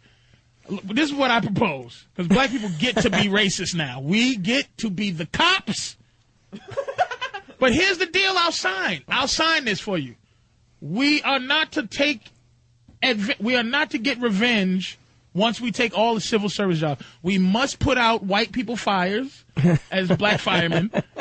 We mustn't profile white people. We have to stop them if they commit a crime. And we have to listen to them, and we have to no plungers, no beatings for no reason, walkie antennas, and no happy tasering, and no. We actually have to be fair, okay? That's the thing. So we're going to be in charge of all possible oppressive forces. All right. White people get to keep outer space. You get to keep piloting. You can keep flying planes, because I do not trust anybody but an old white man flying my plane. You can keep anything that has to do with the ocean. Ocean biography, biology, giant squid, anything. All that. How's that as a deal?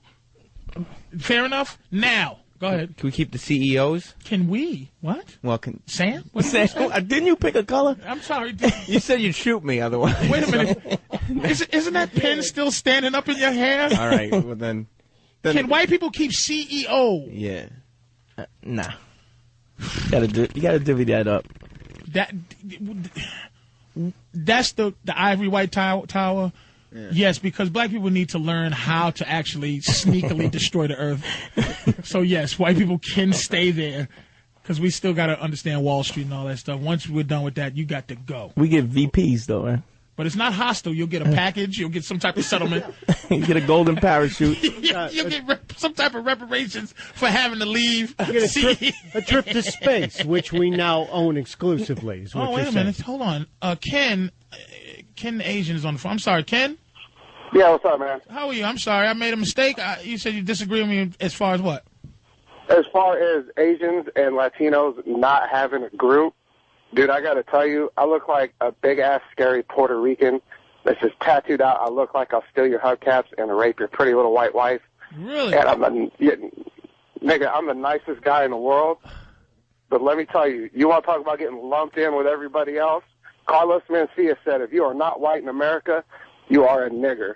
And he is not lying. I get profiled. Wait, sorry, wait a minute. You can't say it anymore. Oh, man, I'm sorry. That's okay. I'm Go ahead. You can't. He said if you're not white, you're N-word in this country. That's what my man Ken said. But no, what I'm saying, Ken, I didn't say that Asians. Here's the problem with. Thanks for the call too. Here's the problem that I have with the other oppressed groups who are trying to move up the ladder.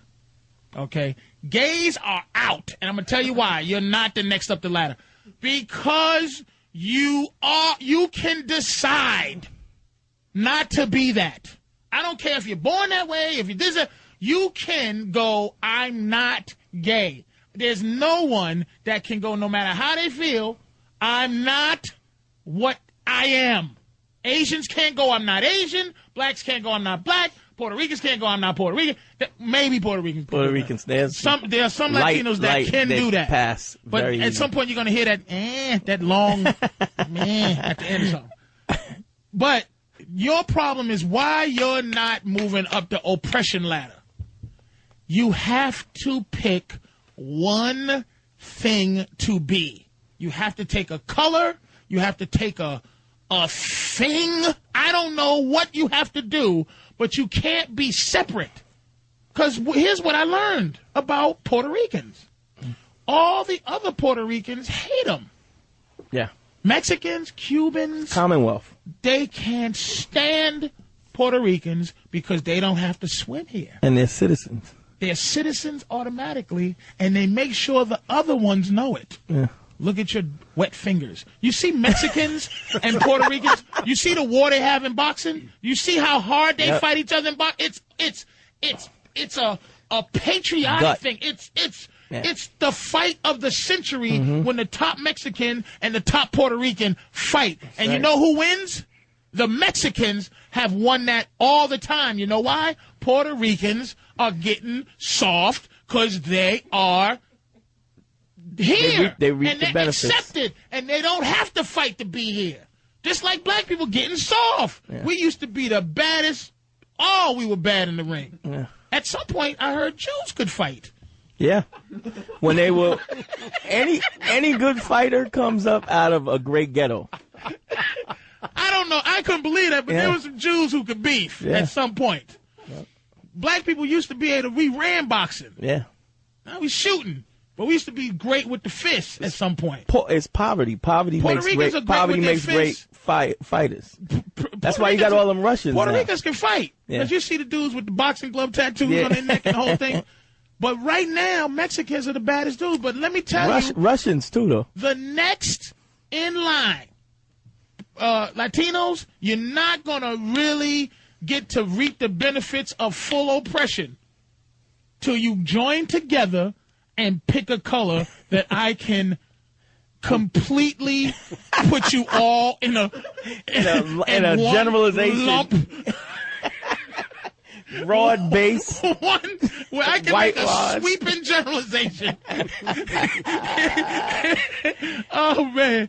Hey, look, we're gonna take a break, and when we get back, we're gonna deal with Snoop Dogg and Martha Stewart. Yeah. Cooking. Oh my goodness. Oh, Snoop. I already know where this is going, I think. All right, Opie and Anthony.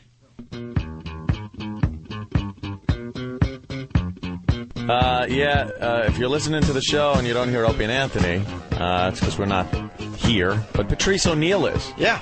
So listen to him. Let me give you a little synopsis of the show. Bitches suck. Whitey sucks. Whitey sucks. Patrice rules. Repeat.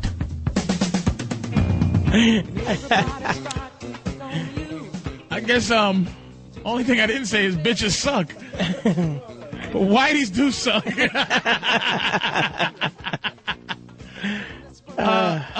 John in Red Bank.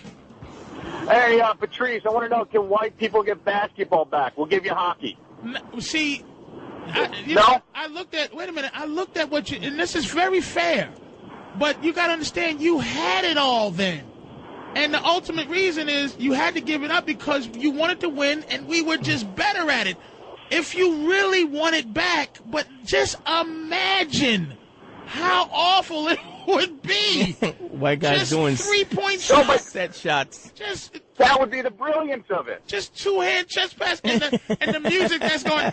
And Chuck Taylor's Converse. Twisted ankles. Are you serious? Between the leg, underhand basket shot. You know when you're like third grade? I tell you, white kid with glasses. The league's free throw And shooting high-fives. percentage will be 98%. It would be 98%. Look, for me to be able to get racism, but I don't think we'd be able to do it. But I feel you. But you got to understand, you used to run it, and look what happened. Look how boring. All right, I got you there. But if you're gonna take cop and fire, then can we have garbage man and traffic cop? Yeah. Yeah. Absolutely. You'll try it out? Yeah. All right, because I don't know that you'll do cop and fire better. All I can do is say. All I can do is say that we will not put out white fires. We will put out. We will be fair to white people. We will save not white get babies. any type of revenge. That's what provision I'll put in the contract. We'll save all white babies in burning buildings. Let's clear these out. Wait a minute, Mark. How are you? Hello? How are you, sir? Hey, Patrice. Yes, sir. Yeah, I just wanted to make a quick point. You were talking about the race issue. I'm a Croatian American. Have you ever heard of the country Croatia? Yes. Okay, now we are great basketball players. In fact, we got the silver medal against the Dream Team back in '92. I don't know how old you were back You then. got but whatever. a what against the Dream Team in '92? What did you just not get blown out by 50? You lost by 46. But listen, compared to all the other countries, they were blown by hundreds. First of all, I read about that thing, and here's what happened. They ate in Croatia the night before. Okay. And they were all dehydrated. Listen, but you got to give them props. Like Dražen Petrovic from the New Jersey Nets. Great player. Matter of fact, first great foreign player in the NBA. It was supposed to be Sabonis, but it was Petrovic. Absolutely. And he died, by the way. Dražen Petrovic from the Nets. As a matter of fact, I know he died with the airplane ticket in his pocket. He decided to take a drive to visit his relatives in Germany, and he died on the Autobahn. Yeah, Dražen Petrovic. If you don't know that dude, he was bad. He was a bad dude. He actually came to our church, where we hold church by the Lincoln Tunnel is our main church, and he actually donated 2 truckloads of containers. Let me ask you a question. Mark. Let me ask you, how far in line do you think Croatians are before you're actually the top oppressed? For the what? How long you think it's going to take for the country to care about the plight of the Croatians? America? Yeah. Oh, they absolutely. Well, I'm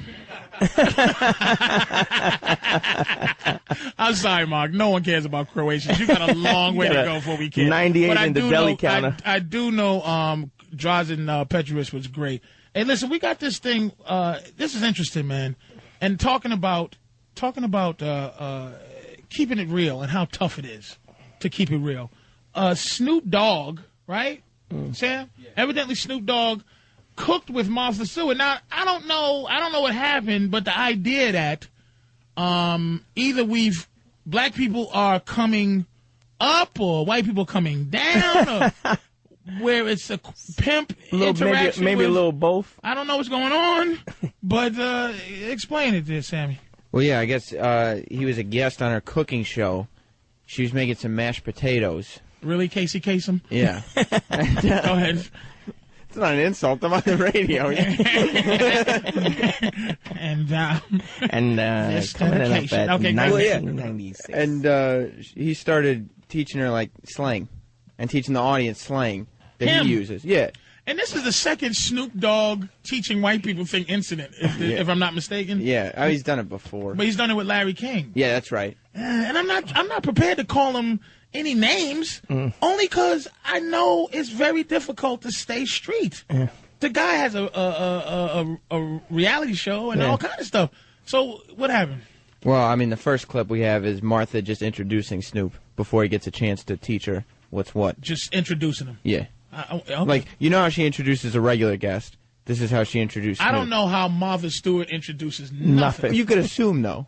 Right. She goes, coming to the... If she's bringing on, Susan McGillicuddy, who knows how to sew leaves to bacon. Her leafy bacon surprise. Coming to...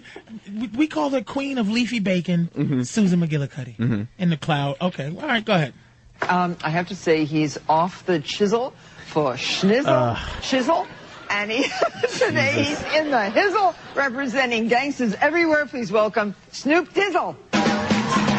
Let me tell you something about for shizzle. It's the way of what's Will Smith's thing that he destroyed? Getting jiggy with it. Get jiggy.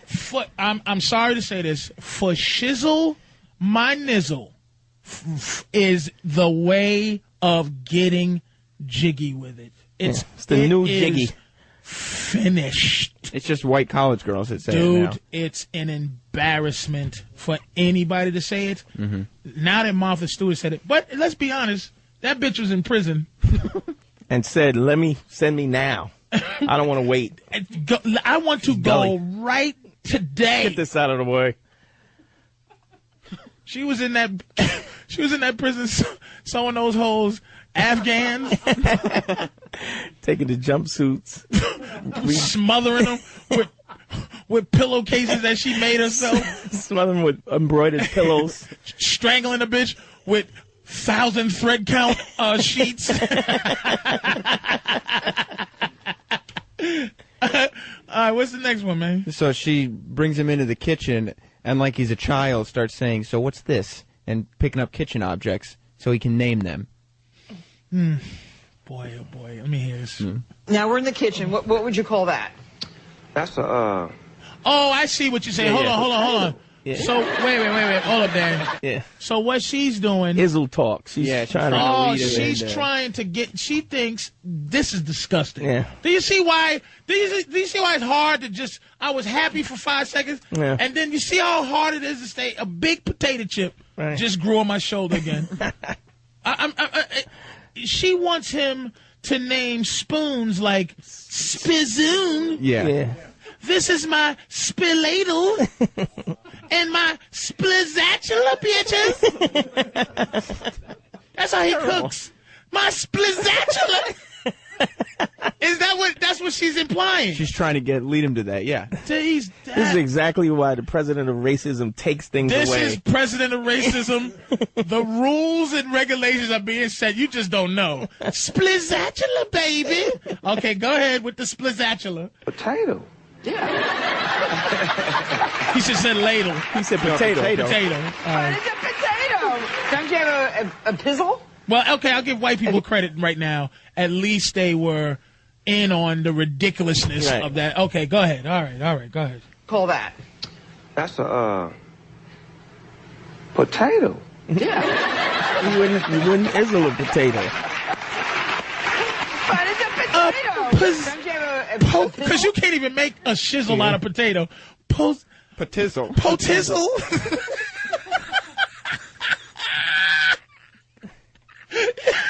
How do you cook it? I frizzy it. Potizzle? That's how Dan Quayle spelled it, too. Potizzle. All right, go ahead. We wouldn't name that. No? No? No, just a potato. Yeah, that's what it is. Okay, what's that? That's a shank. But he had to. Okay. Okay. Shank. Let me see. What's that? That's a pot. So anything This is embarrassing on a high level, but I don't know how to really... She's a millionaire, This and this is where she's ridiculous. reduced to. But poor Snoop, and this is the thing. This is why you know he's not street anymore. Yeah, he ain't no hood. This is what I mean about, like, why don't guys at that level just say, here's what you're attaining to be. You're attaining to be a guy that used to be in the street, and now you understand life. And he understands that he's saying potato, but at the same time he does throw in shank, and he's throwing in all the little ghetto stuff just to because that's what she really needs out of him. That's why he's there.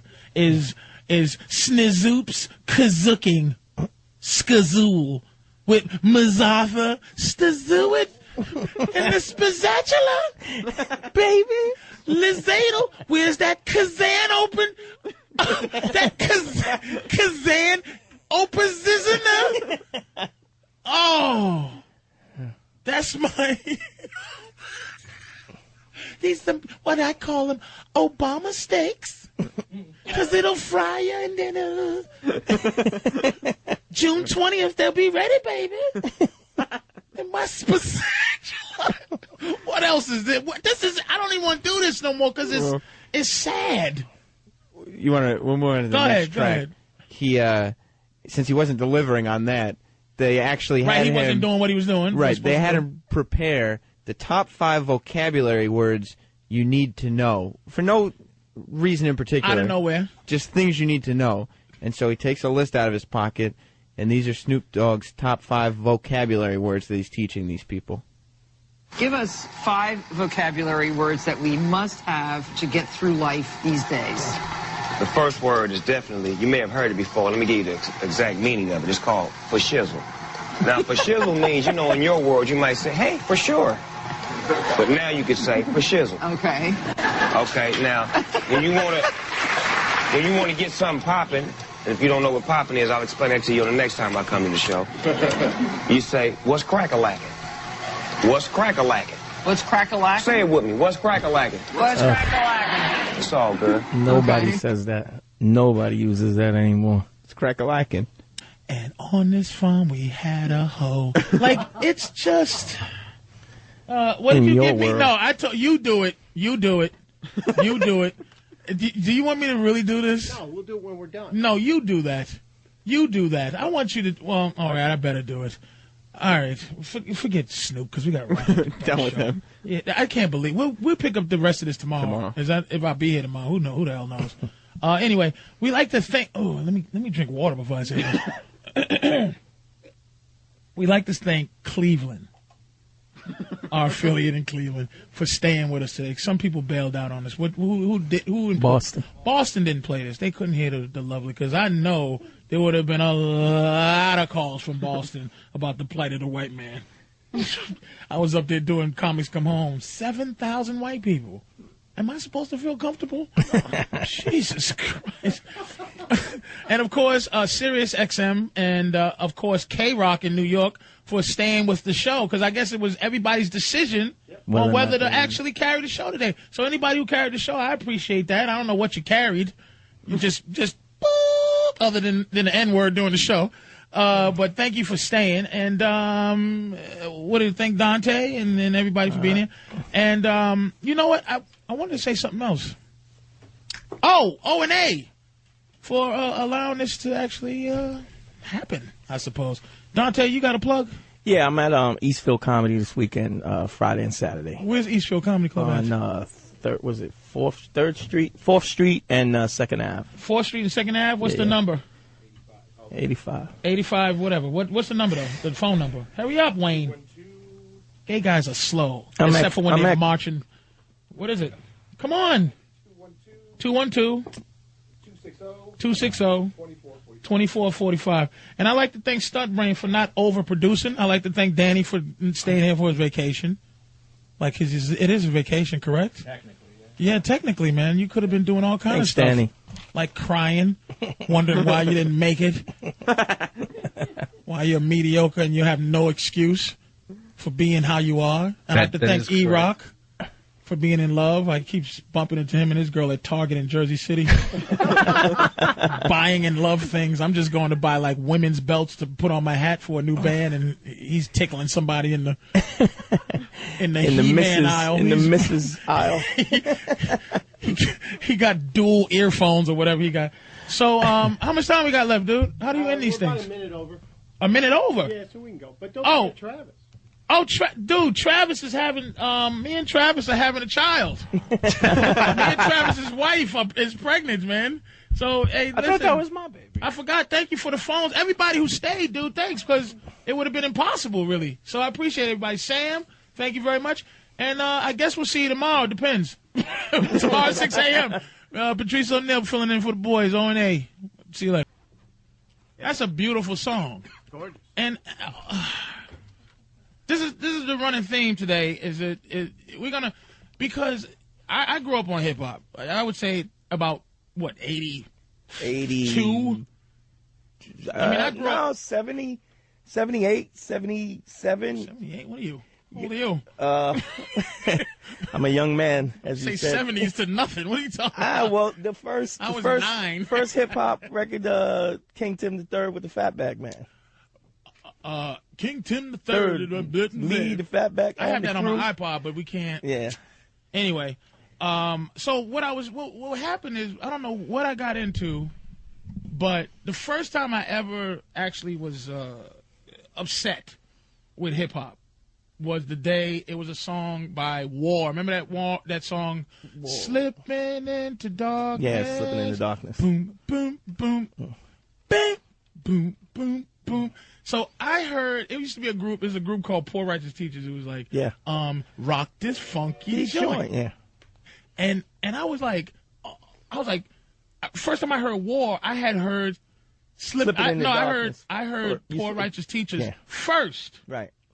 So when I heard War, I was like, who's these sons of bitches stealing from Poor Righteous? It was disgusting. So that was the first taste I ever got of that. So what happened is, this is where I got angry. First of all, I'm a staunch defender now of Puff Daddy. Right. Because for some reason, Puff is he's the evil sampler, Sith Lord of sampling. Right. Sampling, he just screwed it up for everybody. He's the evil sampler. Right. So ultimately, I'm listening to a song. Can you cue up Leon Haywood, please? That's what he had over there, isn't it? No, I don't know. But no, that was Freddie Scott. Yeah, Mr. White Man. It's coming. we had a full real time, so they're coming. You? Okay. Well, Leon Haywood, I didn't realize there's a great hip hop song that Dr. Dre did. Yeah. One, G-Thing. two, G-Thing. One of the classic all-time hip hop songs. And universally, popular. Everybody knows. Yeah, everybody knows. So, I'm sitting there listening to it, and Leon Haywood comes on. I picked up this thing called Pimps Up, Hoes Down Outtakes. And it was like a sidebar of like behind the scenes stuff that you didn't see on the original Pimps Up, Hoes Down, or not Pimps Up, Hoes Down, American Pimp. And they to kind of make up for the fact that it's a terrible DVD, they give you the soundtrack. The soundtrack. And on the soundtrack is Leon Haywood. I want to do something freaky to you. Yeah. And it is absolutely. It's not sampled. I want to know what makes a super producer. Now, I'm not dissing hip-hop, because it has a place in my heart. Right. But Leon Haywood, that song, and when we get it, we'll play it, it is absolutely the song. This exact song. It's Almost not, like they don't sample it at all. It's not, and I know people go, wait, man, what, man, white people, man, they stole rock and roll from black people, son. I get it, but we know Big Mama Thornton saying, "You ain't nothing but a hound dog." but Elvis stole it, but Elvis made it it up. better. He made it better. So I'm saying, what makes Puffy evil and Dr. Dre a genius when Leon Haywood, that song "I Want to Do Something For You," is the song. Yeah, it's the song. So I got so obsessed with it, dude, that I don't know if I'm going to listen to rap no more, but I guess maybe I should. Here's what my girl said. My girl's like, look, you would have never heard of Hossam Ramsey if it wasn't for Jay-Z. Right. And I don't know if I would have cared. Probably not. And maybe you're right. Yeah. And ultimately, I guess I have to blame or give YouTube credit. Because God bless YouTube, because you just type in something, and it's like, wait a minute. So I guess the fact that guys that had to dig into crates, find these songs, put it on something, and do it is amazing. Right. But I am a big fan now of the unsung sampled The people with that, like, you got what I need. That song, you should know before you know Biz Markie's song. There's no way you should be surprised when you hear that song. Where did the sample come from? And I blame myself. I blame myself.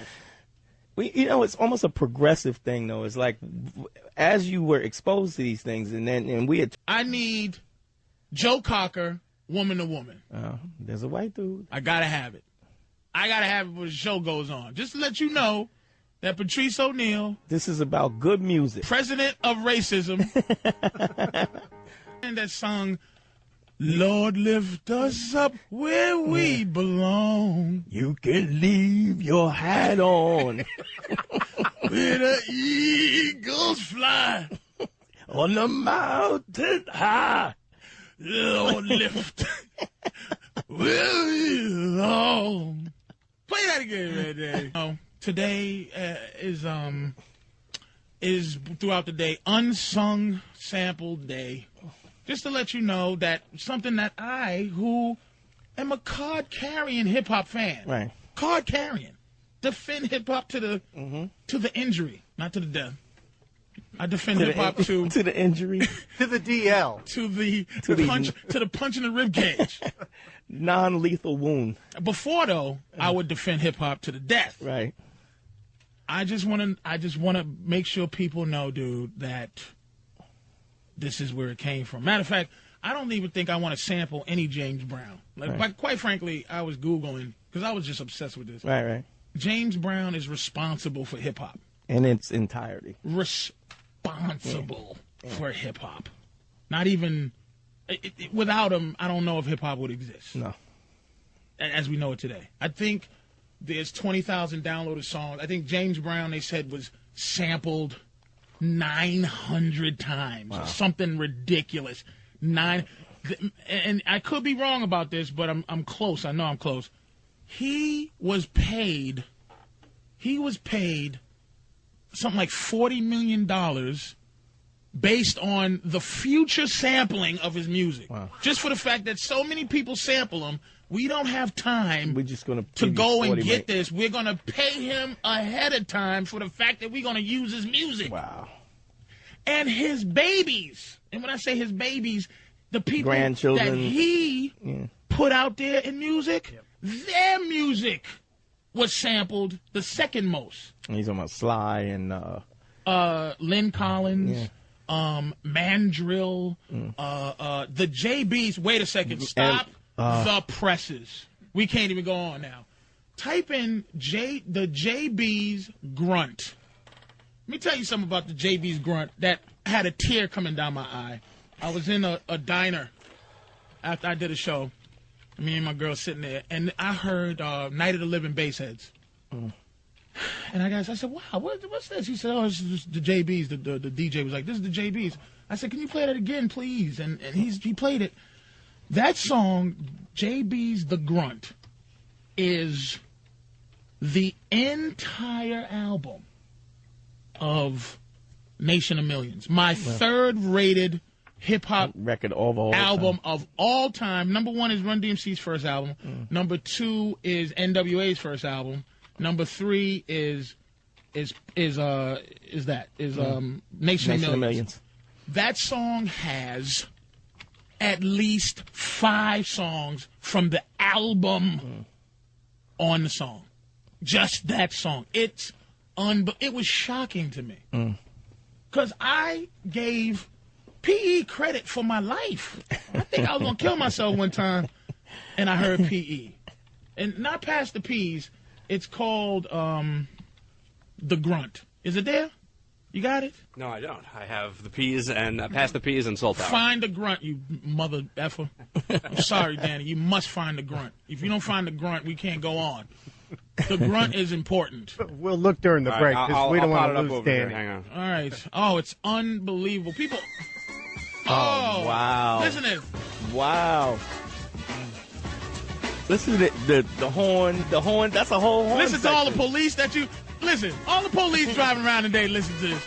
You can't pull a black man over for nothing after you listen. Listen to this song. Just let him go. Wow. He didn't kill nobody. He just doesn't have insurance. I didn't even know this one. Hold on. This is James Brown's Babies. Hold on. I want you to hear the Night of Living Bassheads part. I want you to hear it. We can't go on without it. Hold on. Wow. Listen, Danny. Danny didn't know this. That's Fight the Power, right? Music will bring us together. This is what's going to end racism, I think. Yeah. Ready? Oh, man. Here it is. Bass. You hear that stuff, Ray? You didn't even know you had hips, did you?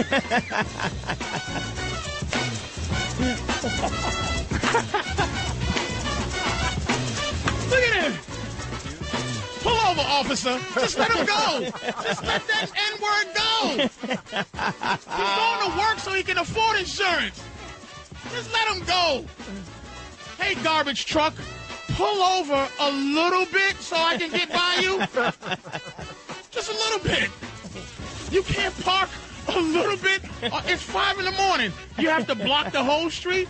And could you please pick up, just take part of the crib that I left. I know it's not bulk garbage day. Could you put that in there, please? Is it possible? Oh, God. Huh?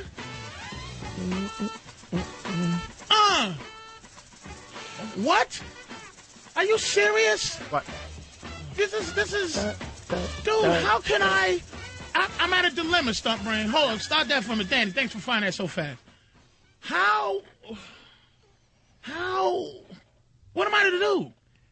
What am I to do? My dilemma. Please explain to me, what do I do to continue to go, I love hip-hop. But when I love this song. Now, just tell me why I still need hip-hop if I got YouTube and the grunt. Please, I'm telling you, please. I'm going to blast this in my truck. Yeah. I'm blasting JB's The Grunt in my truck. Yeah. I love PE. They got me through a certain time in my life. But I don't even know if I'd ever listen to the song. If did you hear that song? It's awesome, man. Awesome. It's Don't Believe the Hype. It's Terminator X Speaks with his hands. It's bass heads. It's all in one song. Dude. Well, this goes to what you were talking about yesterday, that we don't know history. We don't have any history in this country. It's my fault. Well, it's all of ours. And, it's my fault. And you're bringing people some knowledge on this. And why can't, things are updated all the time. Movies, TV shows, books get updated. So you can have the original and you can still have something new. Every now and then you stumble into something that might be better.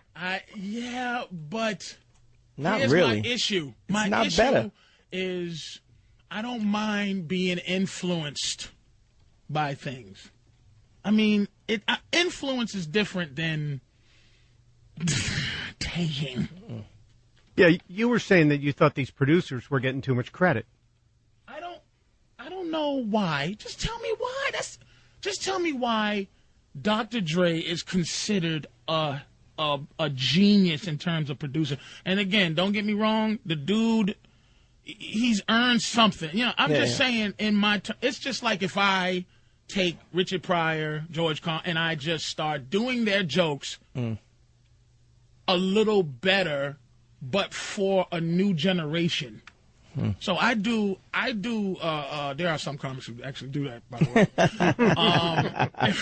I do, Mudbone, but I do it a little different for the kids. A little hip hop in it. And should I? But you don't know till you know. Like I know you don't know till you know, and now that you know, Right, like tell me why. We wouldn't be right now playing these songs. I agree. But we just wouldn't. And that argument is the only thing that I am hinging my last bit of hip-hop love is that I would have never heard of the grunt if it wasn't for the Nation of Millions. And trust me, I am no homo in love with PE. Right. I love Chuck. I love Flav. People talk about Flavor now. I think he deserves anything he needs. If Flav wants to be 50 and kiss young girls in the mouth and run around crazy, he deserves it for what he did for people. He deserves it. He's a middle-aged man, and he's 50-something, so he's black, so he's not a middle-aged man. Right. He's a senior citizen. He's almost dead. Because I'm 30 years old. I'm 38 years old, and if you do the black-to-white life ratio, I'm a 116-year-old white man. Do you understand? I'm saying to you, I need to know why I should ever listen to that again. I was watching a documentary with DJ Premier, super producer DJ Premier, and they were talking about when they were doing these samples. And they would, this guy, he was in an old record store just with 8-foot piles of records, and he was just digging through these records, dusty records in the basement, trying to find a track. So, I mean, now when you're looking at it so you're saying, okay, the fact is, my laziness is what makes me not a super producer. Yeah, I guess so. That's fair enough. But here's the number, y'all. Call in 877-212-6263, 877-212-O and ANDA. Yeah, and read the regular number because most people got cell phone. There's no letters on it. Okay, it's 877-212-6263. Call in. And there's a lot of calls right now. Can we have time to take calls? We should take a break. We should take a break. All right, listen, we're going to get to your calls because it's already a bunch of people on the line, dude, even without the number. Right. I don't even know why I started out with this, but the grunt is awesome. Makes me feel better about my diabetes. I feel like I can have a cake. I feel healed from diabetes, man. Hey, we'll be back. O&A, man. Song attached to this, by the way. Start that over. I have to nail the point in because people don't listen. It's a short attention span, baby. This is the land of the internet. I have no more of these teasing things. Look at, and he's disappointed too because he can't even help it. He's hurt. It's disease. Sam is diseased with rhythm. You don't have a choice. Right? I can't. Where are you? Over here. Which one? Over here now. I'm over here. I don't have a choice. What do you mean? When that music comes on, you don't have a choice. You know what you are. Dude, I mean, everybody. We need to talk to your mom and dad and break the news, and we need to have Maury Povich here. So when your mother runs in the back pretending she didn't know, crying, falls down. Don't worry. I'm gonna do. Wait, play that song one more time. Wait a minute, no, play the grunt one more time, Danny. When Sam's father finds out, you are not the father.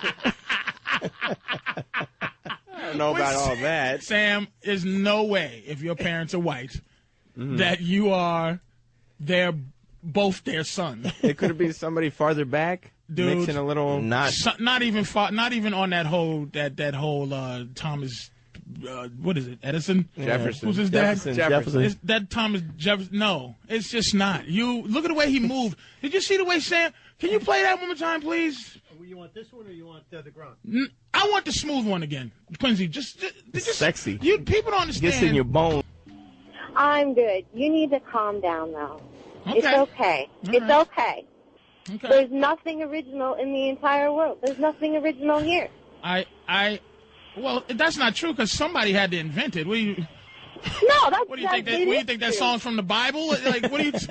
No. What I'm saying is, I mean, anything that's been invented was invented from something else. There is nothing original. It's been step by step. Let me tell you something, Andrea.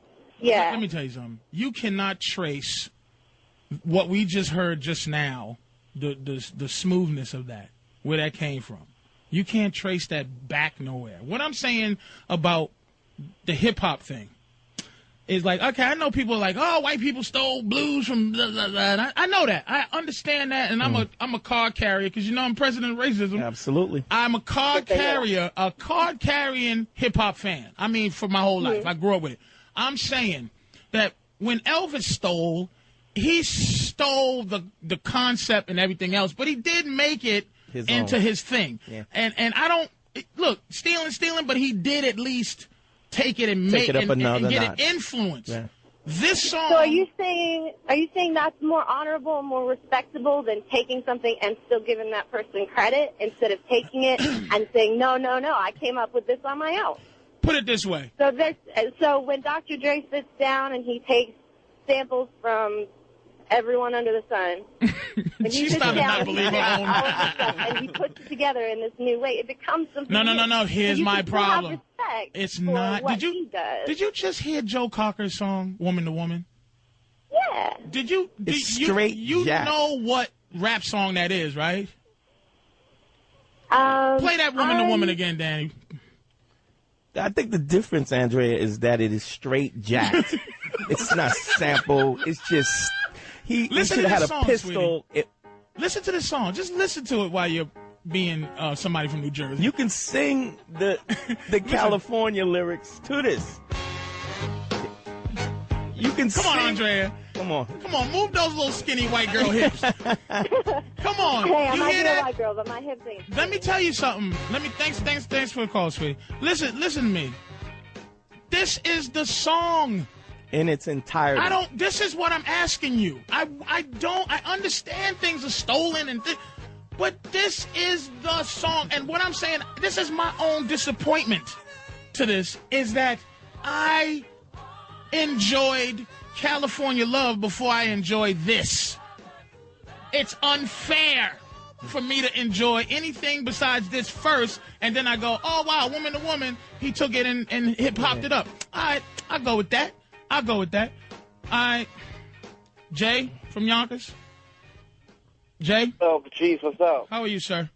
What's up? I'm fine. I love you this morning, man. You have just, you've uncovered a phenomenon. Like, if you're not in this, you don't know what this is, and right now you're bringing it to everybody. You've uncovered a phenomenon called digging. Dre and any other producer who's trying to do it, you got to do your homework. You got to dig.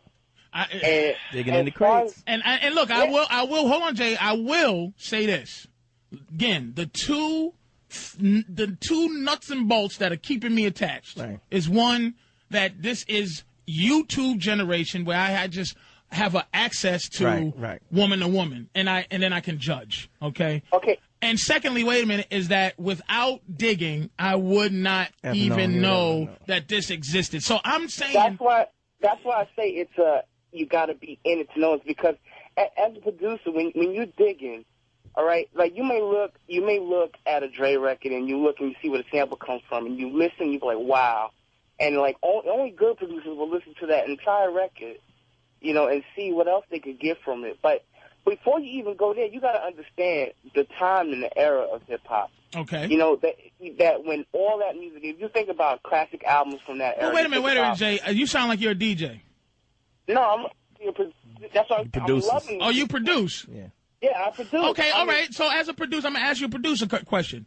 Why is Puffy the Darth Vader and Dr. Dre is Obi-Wan when it comes to producing? Why is Puff the cornball, oh, Jesus, Puff is a thief, and Dr. Dre is a genius, or Hank Shockley is a genius? I'm talking about the genius in it with them.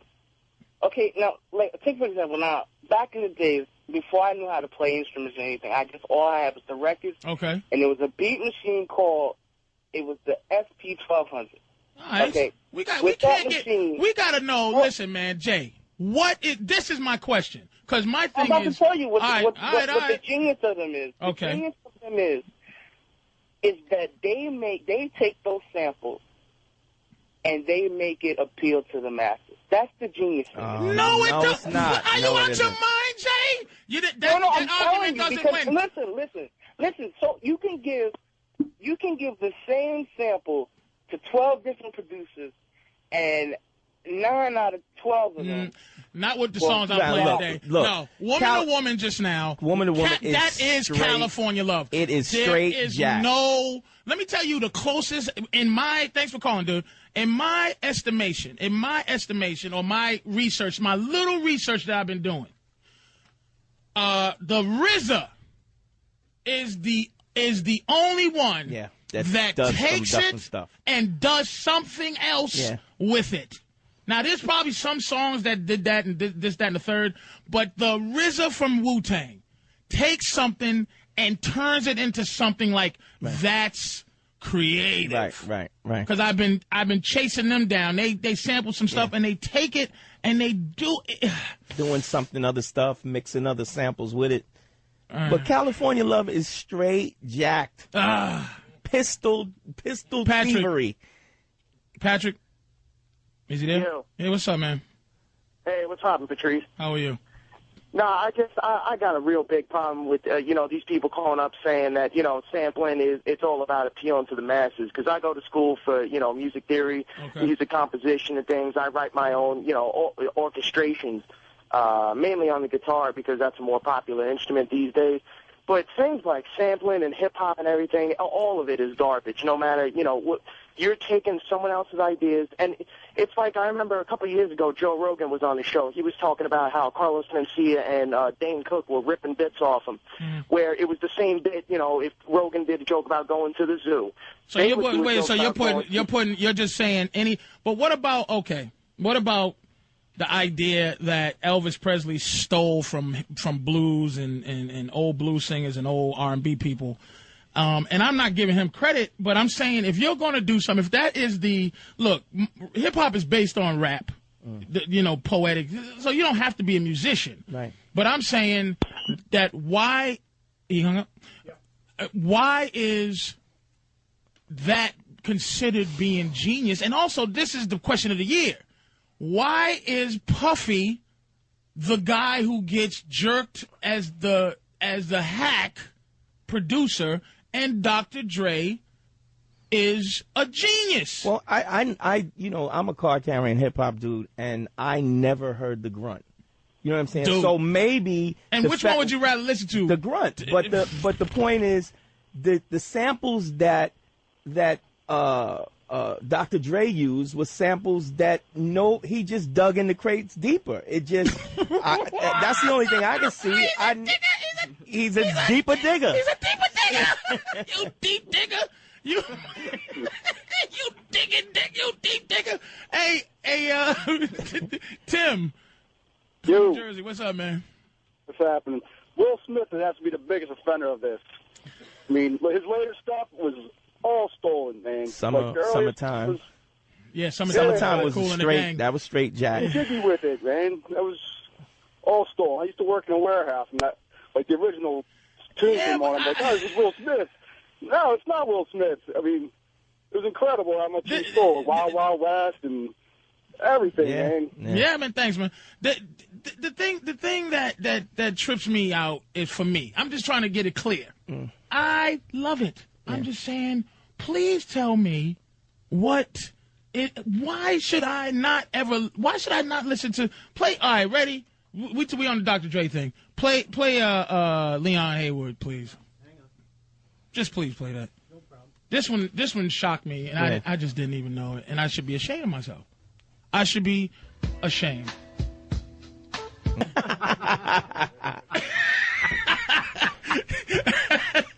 Too much. They don't deserve it anymore, man. They don't deserve it anymore. Oh, man. Dude. Tom from Westbury. Isn't anybody on hip-hop side? Let me see. Yo, Patrice, what's going on, man? How are you, sir? Yo, I just want to say, bro, I feel so stupid right now. I'm gonna tell you the truth. I never even heard that Joe Cocker song. Right. And I hated Tupac. I never liked Tupac. And when California Love came out, I was like, yo, he just robbed EPMD because EPMD. See what I'm saying? See what I'm saying? I can't even be mad at you because I did that with Rock This Funky Joint. Poor Righteous Teachers was the very. I said, how dare they? How dare this group war steal from the great PRT?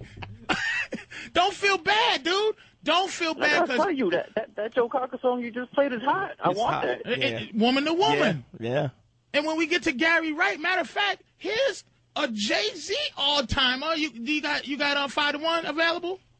Just like I said, This gonna blow somebody's mind. I gotta get white people This gonna credit. straight blow somebody's mind. Hey, thanks for calling, dude. You gotta post these on the website too. I don't know.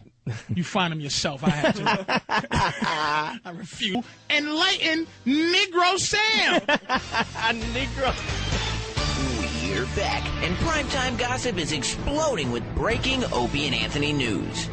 O&A show hosts, Opie and Anthony, have abandoned ship. They've decided to take an early vacation and leave everyone's favorite token black friend, Patrice O'Neal, with the reins of the show. I almost think it's a setup.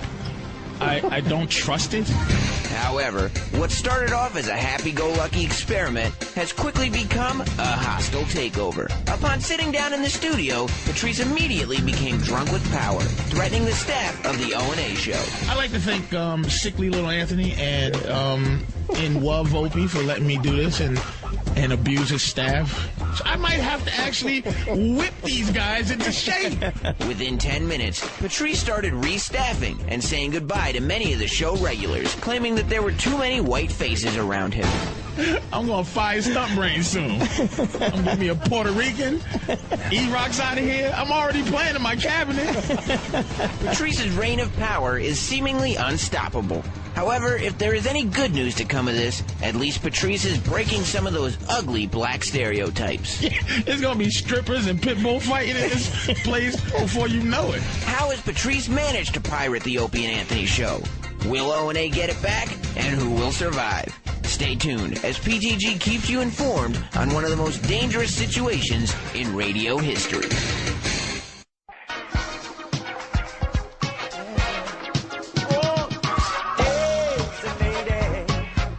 Hey, it's Anthony, Opie and Anthony Show. You're listening to a big racist, Patrice O'Neal. Oh. I thought you were the big racist. No.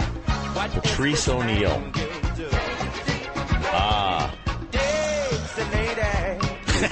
That's all you get, fatso.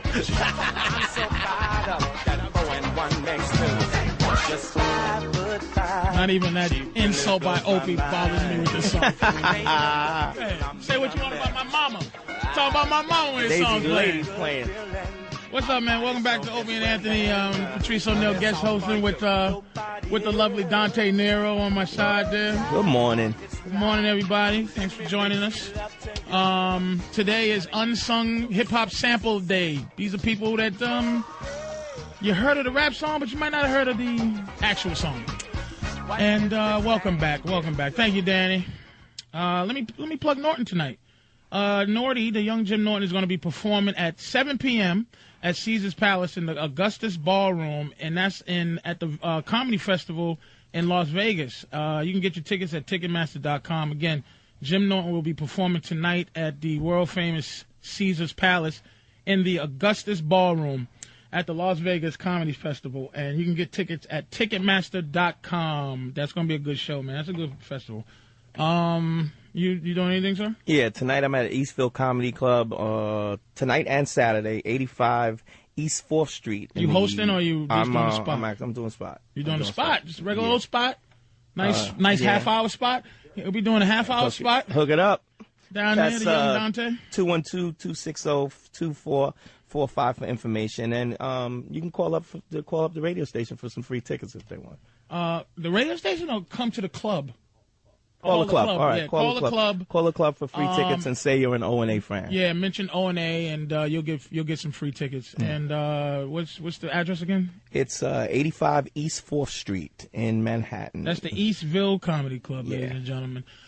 Oh boy, I don't know how I move on from this. We'll just play a little couple of samples here and there. Right now, from now, we'll just slip it in there and look. It'll be up to you. Matter of fact, we You won't do the even say the research. song no more. You find out what it is. Oh man, I had a good night's sleep last night, and I'm feeling good. I actually slept. Really? I usually don't sleep. I slept over at my girl's house the other day, and I've realized what keeps me up at night when I sleep over her house. Right. What's that? Her love. It's just an annoyance. Her love just keeps me awake. Her love for me. You know, because I gotta pee like an old man. You know, either my prostate's swollen or the diabetes makes me go to the bathroom every 5 seconds. And anytime I move, she goes, "Are you okay? You okay? Are you all right?" Honey? You okay? You need anything? You need anything? She Oh, goes, runs the God. bathroom. She goes, flush the toilet after I pee. Like, my girl just... Does she shake for you, too, or no? She Does just shake? loves me. And I'm not against that. But I don't think she loves me. I think she loves... Because she's She never loves been... loving. She loves love. She hasn't been in love her life. She has a kid that she loves. Now a new puppy that she loves. And a man that she loves. And she's always been this selfish bitch. Just all about her. Just it's me, and more me. And now I realize, sweetie, don't get me wrong. Sometimes I like you there. But I realized why I wasn't sleeping. I slept good last night. You know why? No love. She didn't go, you got to get up at 4. What, this is her voice I use for her. You use an old fat black lady? You gotta, why you ain't, don't you gotta get up at 4? Why you not sleeping yet? It's 6:45 in the evening. You gotta get up and do radio. You gotta be up and ready to go. Last night I was sitting up, playing my video games. I was drinking diet, some type of diet root beer something, and I was gulping down like M&M's sugar-free turtles with the nuts and the caramel inside. Right. That ain't good for you. No. But I think anything that says sugar-free and diet It's good. means I can eat 10,000 of them. So last night there was no love interfering. Yeah. I got up, went to the bed, chilled out for a minute, and usually when she's there, for some reason she needs me in the bed with her to sleep. So at some point I have to read something with my cell phone, like Jesus.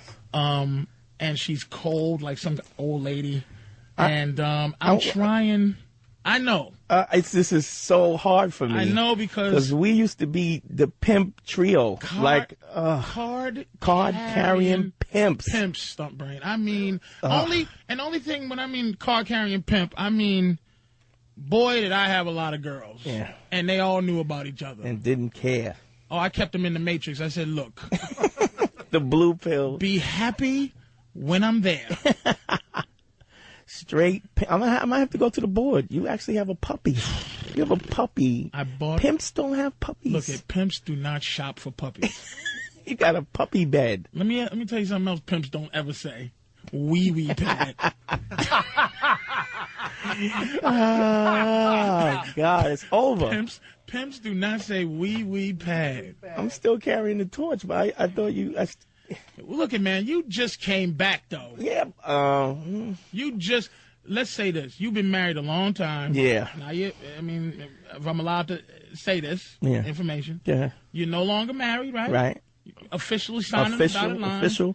But thank God you ain't got nothing, because she didn't get nothing.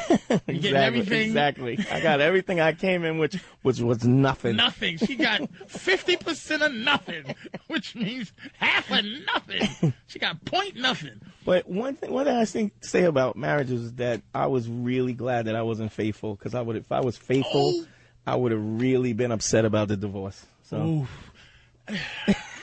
I can't join in with you. I know my girl's listening right now, and her a-hole just tightened up. Here's what my girl does know. She knows I don't want to be faithful. She knows. Go ahead. What was the thing that pissed her off that I said it was the threesome rules. And I said, never, when you have a threesome, you never go and sleep with the other girl while she's not around. When she's not around, and after that, she was finished. You can't, because her biggest fear was that I would cheat with the threesome the threesome chick. But here's the reason it's her fault that we don't do that. By the way, is because she doesn't have patience for women.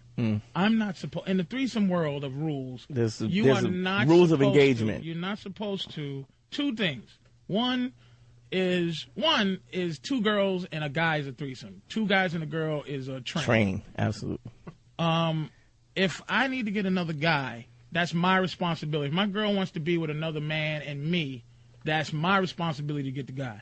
If she wants to be, if I want to be with two girls and, her and another girl, it's her responsibility to get the girl, but she's unfriendly. Right. So she doesn't have patience. She doesn't have patience for the stupid stuff that she does. Well, my girl don't do that, though. Not no more. She used to, but Yeah, I remember. Yeah. The only thing my girl is now that is overwhelming is in love.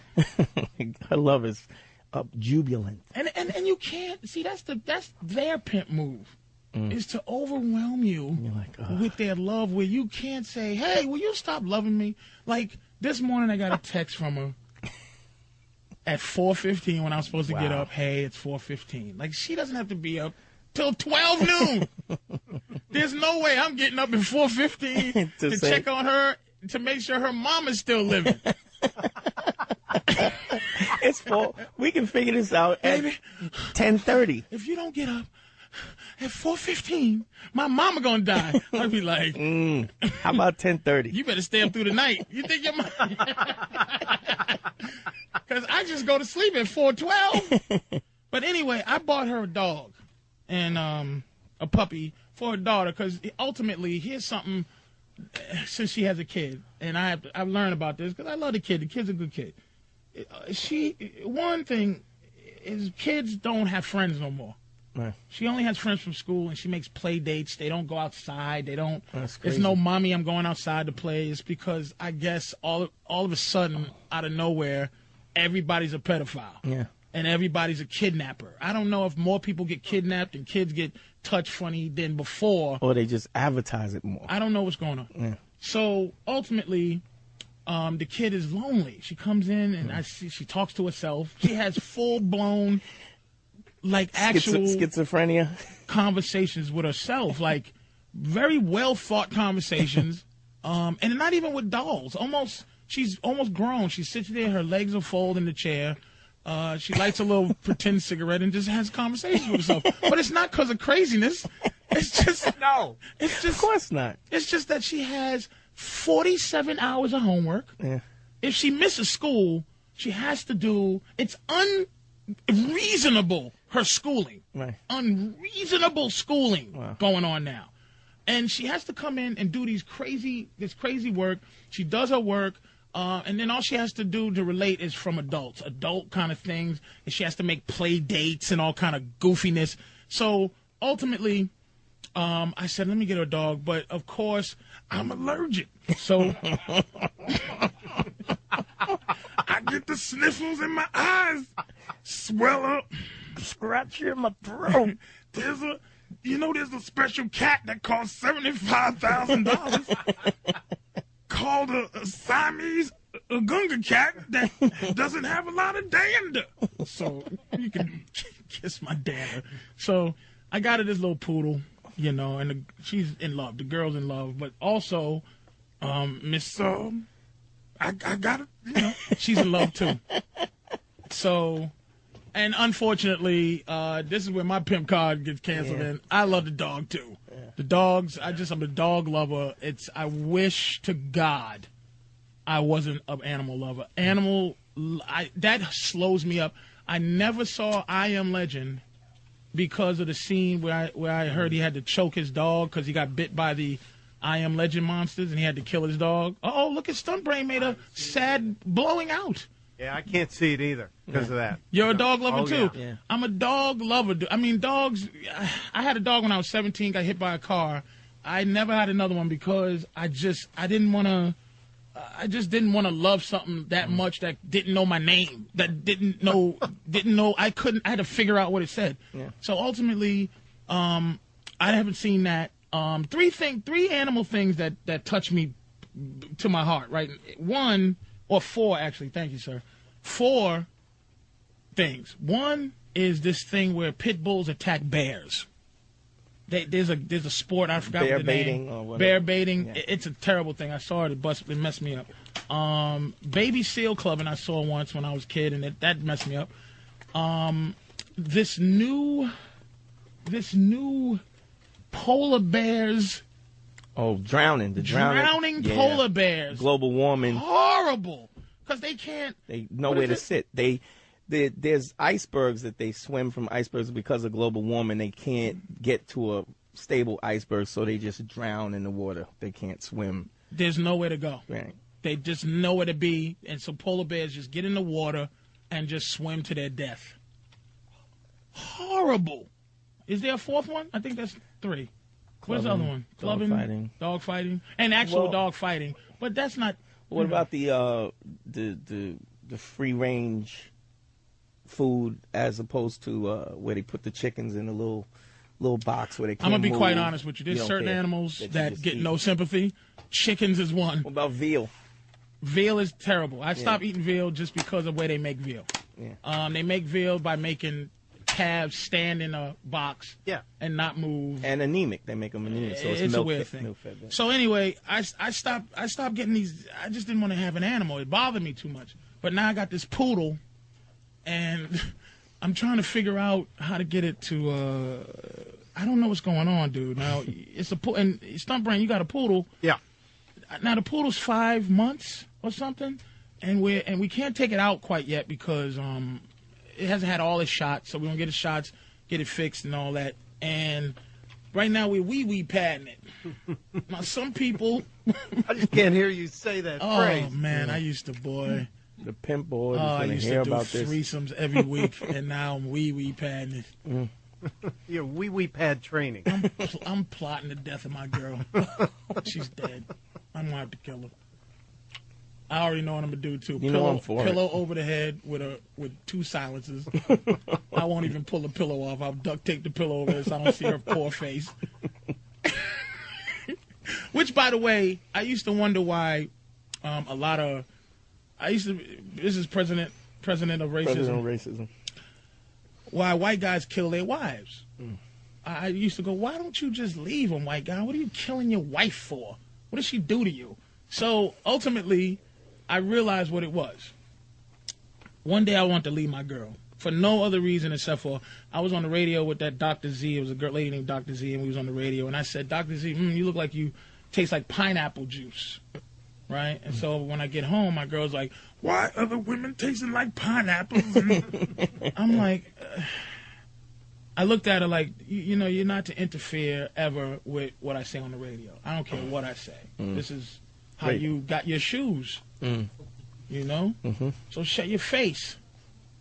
So I'm looking at her like, you know what? I already want a 21-year-old to run around here naked for no reason. And you're starting to bug me. I don't want to look at your head. The size of your head's starting to bug me.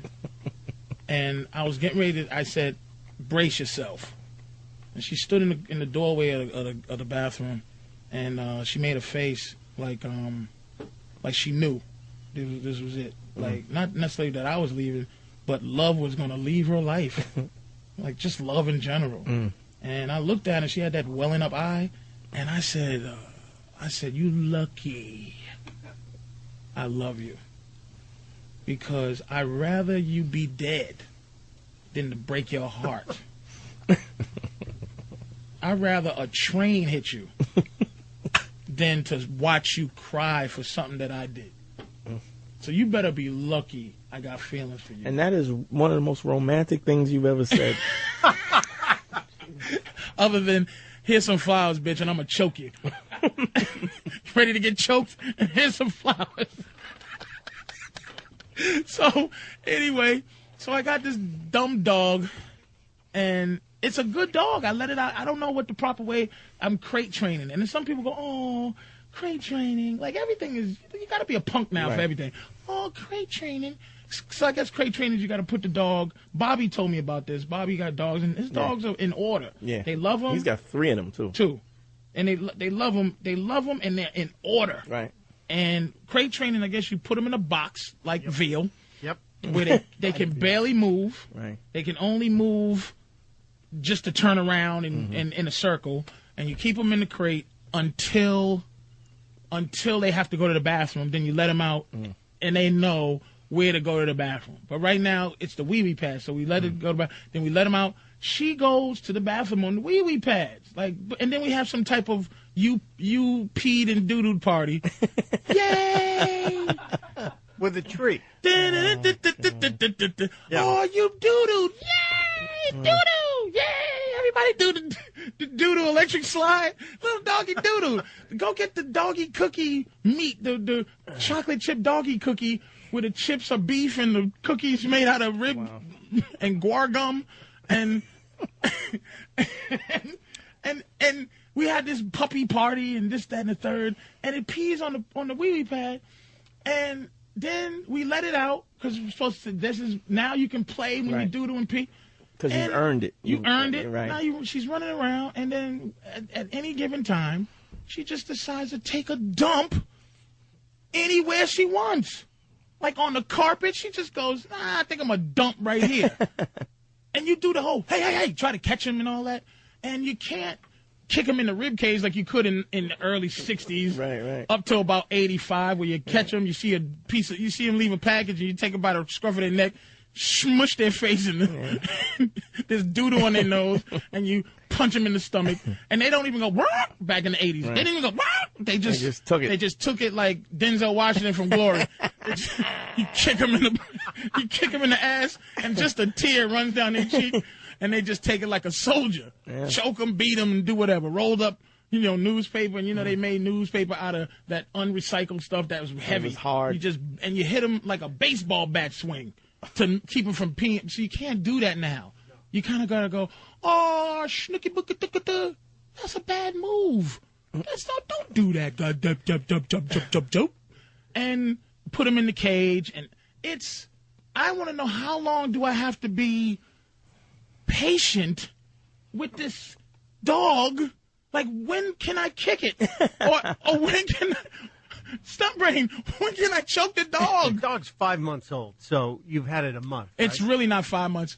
It's 17 years old. Then you got problems. No, it's 5 months, but isn't it like every month is 18 years? Yeah, but it's a 5-month-old dog. It's still a puppy. You got a while to go. And I'm just sitting there thinking, how many of the regular O&A listeners are tuning in to the wee-wee pad puppy training discussion going, what happened? I'm still in my heart a pimp. Yeah. I'm really trying to listen to you, and I just keep fading off into when we used to shop for alligator shoes, and I still got them. But but you can't wear. Let me tell you what trick. I'm gonna tell you how she got me. I'm gonna tell you how she got me. If she didn't have a daughter, she'd be in deep trouble. And I told you that. If she didn't have a daughter, that ain't even my kid, by the way. No, it doesn't matter. When I first met her, I was like, beat it, other guy's sack.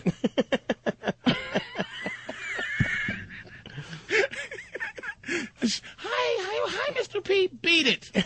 I don't like you. Somebody else humped your mama and out you came. What do I need you? I don't even want to talk to you for. You talking to me. Get this thing out of here. I treat your mother like garbage. Go to your daddy. But ultimately, they get under your skin. I'm helping her with math. And she's just like, yay. And I see my math training techniques working.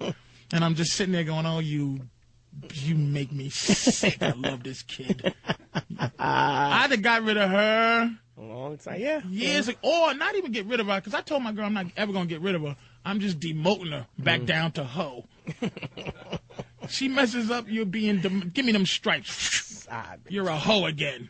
And now you have to work your way up back to Mrs. Hoe. Just private hoe. I'll bump you down to private. We talked about this before. I was like, that kid will get under your skin. She makes me sick that I care about the kid. And here's her mother. I bought the kid like she's in the supermarket pimping me. And she's real cool. And we go in the supermarket and she goes, no, that's my girl's voice. Mr. P, I was thinking my birthday's in 9 months, and I need an iPod. So I'm like, ask your daddy. Ask your daddy for a damn iPod. Oh, Mr. P. She introduced me to one of her friends. This is my stepdad, Mr. P. And she introduced me as he's half famous, which is really. He's half a celebrity. That's kind of accurate. And she introduced me as that, and I go like this. I said to her, I looked at her, right? I didn't even say nothing to her. she said, "This is my stepdad." And I looked at her like, "Urgh." And she goes, "Oh, shut up. You know you're my stepdad." I went, "Man, you're right." It's disgusting. We'll be back. I'll pick it up. We're gonna talk more about this crane because we got some calls about whether it's. We got somebody from Julie. All dogs are different because I know white women are dog experts and they know how to train dogs without kicking them in the rib cage. Yeah. The number is 877-212-6263. That's 877-212-6263. O&A. Patrice O'Neal, Dante Nero would be Crow if Quincy Jones was allowed to play his music. Did you see that? Look at Stuntbrain. And Stuntbrain's card-carrying white man. Oh, yeah. And he was moving his shoulders. See that? And you don't even know what the rap song is to that classic song. No, I don't. Last night Halloween came on a weekend. Me and Ghetto Boys are trick or treating. Yeah. Oh man, classic. He looking around my shoulder, peeking around my shoulder, looking around corners, looking around corners, peeking around corners. My mind playing tricks on me. What a great song. Anyway, we have Julie. Julie? Yes? Hi, you said all dogs are different. I'm trying to figure out how to get this crating. But see, let me say this, though, Julie. Okay. The dog kind of comes between my house and my girl's house. When she's at the dog pretty much respects me. Like, the dog doesn't do all of that stuff to me. Because I like, it wants to play, and I just sit there and look at it like, I'm not playing with you till you take your dump. It takes its dump, and it doesn't do anything to really betray me. But I don't. The dog stays with my girlfriend and her daughter most of the time, and so I'm trying to figure out how to get them not only to respect them, but also to not doodle on the rug. Yeah, that's a tough thing. Well, the one thing is the biggest mistake people make when I have 2 German Shepherd puppies. I got a 3-month-old and a 7-month-old. Okay. And the biggest mistake people make is when they crate train, they put newspaper or those stupid wee-wee pads that you pay way too much money for. Time. All right. Okay. And the crate. The thing is, when puppies when they're born and when they're weaned, there's always like newspaper and stuff with the mother. So they associate that paper with peeing, and the wee-wee pads with peeing. So if you put them in the crate, they're gonna pee in the crate. And I don't put them in the crate. There's a little pillow in the crate, right? Oh, Jesus, I'm gay. I have Proposition 8. I vote up. Up for Proposition. As a matter of fact, I'm marching for them. Is it a female puppy? It's a female puppy, and we don't put it. We don't. The wee-wee pads are outside the crate. We got a pillow in there because what I understand about dogs, they don't like to do any anything where they sleep. Yeah. So it comes out and it goes to the wee-wee pad. But the problem is it goes to the wee-wee pad and we have the little UP party, and then when it's it just decides, you know what, I'm gonna dump right here, and then keeps playing. So that's even the thing. Most dogs won't even pee where they poop. They don't. For some reason, my dog. I take my dogs outside. They'll pee in one place. They'll go about 10 more feet and they'll poop someplace else. I don't know why that is, but the thing is, especially when they're puppies, you got to watch them. You really got to watch them because I would sit up all night. My girl, let me tell you, she's a bitch. My other one, he never peed in the house, never pooped. He'd go even when he was 2 months old. He'd go right when I brought him home. He went right to the door and go out. What was your technique though? Unfortunately, the technique is not getting a lot of sleep. You got to watch them and start knowing when they start getting like funky and restless and start like tripping out. I ain't doing it on my rug. Yeah, like when they ain't on my rug. Hey baby, you got to stay up. Well, all right, thank you, Julie. We got to go to Ethel. Ethel in Ohio.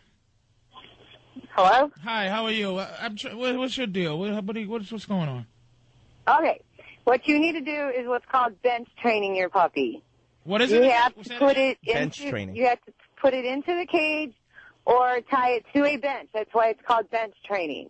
And you have to do this. Wait a minute. That sounds extreme for a white lady. Like, usually, y'all are very anti any of that. Like, usually it's just a lot of tickling and stuff. But just saying tie it to a bench and just... Yeah, I'm not saying choke it. I say tie it like with a leash so that because most dogs, now I know pit bulls are different, but most dogs are not going to pee where they sleep. And it was a vet that actually taught this to me because I was using the paper training method. And he said, do not do that because you're teaching it to go in the house. What you have to do is bench train it. So you put it in its house, its cage. You said you have a cage for it. You put it in its cage, and what it will do is bark and yip at night when it has to go to the bathroom. You have to get up and take it outside. And by doing that, you're teaching it to go outside. And my dog, it took it a week to do it. Now, Ethel, does that mean that the crate actually, this is Dante, the crate itself becomes the den, the dog's den or the dog's home? Yeah, that's the dog's house. That's the dog's home. So it feels comfortable, like secure in that den. So this wee-wee pad situation is just useless. My dog, when I first got her, she was 6 weeks old, and she was peeing and pooping all over the house. And you crated it up. And you only crate it at a certain time. You only crate it at night. At night. Every night when you go to bed, you put the dog in there, and that's the dog's bed. So don't crate it before the bedtime. So what do you do with the dog during that whole daytime thing? You let it run around? You leave it out, but if it goes in the house, you take it outside, and you show it, no, you go outside. Just like you were saying, you rub its nose in it. So you do the whole rubbing nose in it. Yes, you do. You make that dog smell it, and then you take it outside. Is that only when you catch it? That's where it goes. And how about a rolled up People magazine? No, you don't hit it. All right. The only way you correct it is flick it in the nose. A dog cannot stand to be flicked in the nose. Okay. Don't flick it hard, but you just give it a flick in the nose. All right. Thank you, Steve. Not Steve. Sorry, it's Ethel. I'm looking at thank you, Ethel. Joyce? Yeah. Hi, you a dog breeder? I am. I've been doing it for 15 years. All these women have no idea what they're talking about. All right. Now, you're not one of these breeders that the reason my damn dog got some whooping cough because the damn trachea is not fully developed because they breeded the mother with an ostrich. God, I got $1,200 retarded dog. I breed maybe twice a year. I breed when I want to keep something to show. What kind of dog do you breed? Japanese Chin. Oh, okay, really? Wow, rich people dogs. Fit for what, like 5 Gs for those, right? 1,200 plus. And what's the... Mainly. Okay, well. All right. So here's my suggestion. Okay, first off, is this puppy, like, pooping in one certain spot, or is it just pooping all over the house? No, it poops on the... It poops. Well, let me get a hold of my pimp card revoked. Homosexuality. I am finished. Let me just get a hold of myself, Joyce. It poops. Woo! It poops on the wee-wee pads and pees on the wee-wee pads. And when it does mess up, it only messes up in one spot.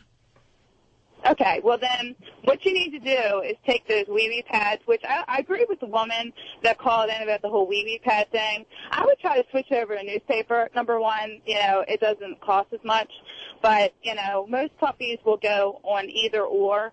So I would try the newspaper instead of spending all that money on wee-wee pads, because it's just ridiculous. Well, only the best for my dog, wee-wee pads. Only the best for my poodle, all that old newspaper. Now, wait a minute, though. We're trying to figure out why it, from time to time, and it knows. Here's the thing. The dog's smart enough to know that when it goes to that it has a disco party when it takes a dump and pees. So when she's not getting played with, she goes, all right, come on. She absolutely squeezes one out so that she can play. And then she goes and doodles on the damn rug.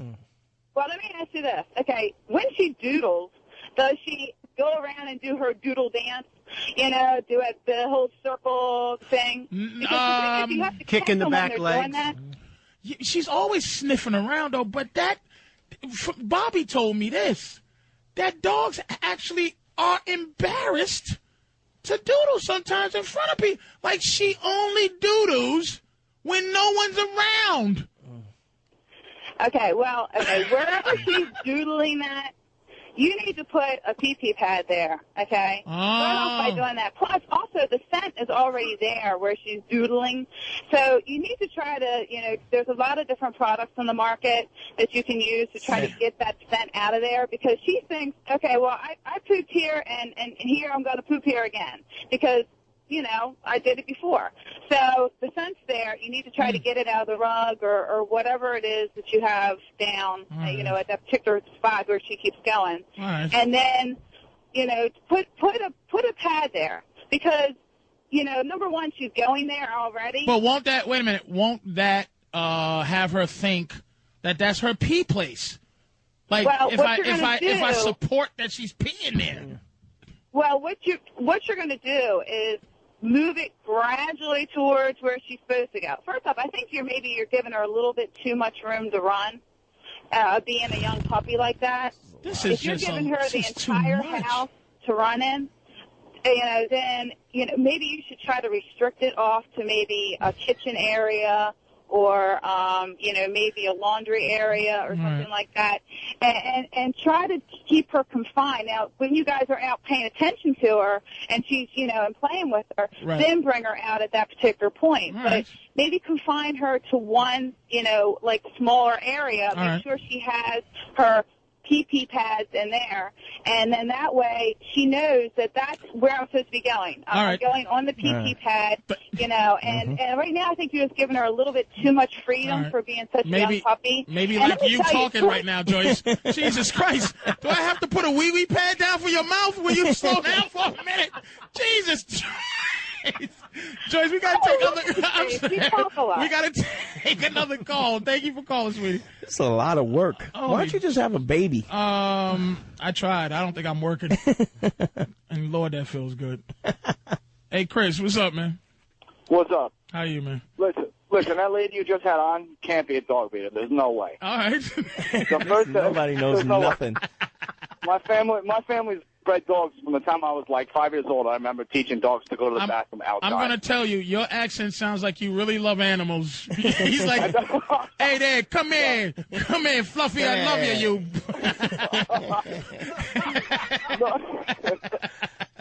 Go ahead, man, I'm sorry. No, but the first thing any dog breeder will tell you is there are no bad dogs. There's just unattentive owners. Okay. All right? If you know your dog's going to go, like if you know your dog, you can know your dog. You look at it, and you know it's getting ready to, it'll circle. It'll walk in circles, and then it'll take the dump. Right. You catch a dog as it's circling, pick it up since it's a puppy, walk it outside, and let it go. It's that easy. Once it Wait goes, a minute. So basically, what everybody's really saying right now, I hear, is wee-wee pads are ridiculous. They're retarded. They're a way to make money off your pet. They're like coats. You don't need to buy a coat for your dog. Oh, boy. All right, thanks for your call, dude. We have to think about this. Oh, man. Sounds like more time. You got to put more time watching them. And Oof. Boy. Steve? Hey, what's up, Patrice? How are you, sir? I'm trying to figure out this whole thing with this dog. Please help. All right, listen, here's the deal. When we were growing up, if we did something wrong, like what did our parents do to us? I got a beating. Exactly. Exactly. Okay, I got two dogs. I almost feel. Wait a minute. Let me absorb this right now, because, dude, I'm feeling you. I had a dog that back in the day you punched it in the eye. That's it, and they stopped going outside. But it's just the same thing as children. We can't do it. And that's it. We can't. All right, thanks, man. We cannot. You can't do it no more. You can't kick the dog in the stomach like you could. Patrice O'Neal is going to be on ASPCA Dallas Cop. You cannot put Animal the dog police in a cobra clutch until it's slightly the chicken wing. It slightly starts to go to sleep, and then you hit it on the back of the neck to wake it up. Because we could hit a dog. When I grew up, you hit a dog with newspaper. The dog went smushed his nose in it. The dog knew something bad was happening, and if it doodled on the floor, it would look at you like it knew it did something wrong and run for its life until you cornered it, hit it with a golf club, and dunked his head in water while you wore your number 7 Atlanta Hawks jersey.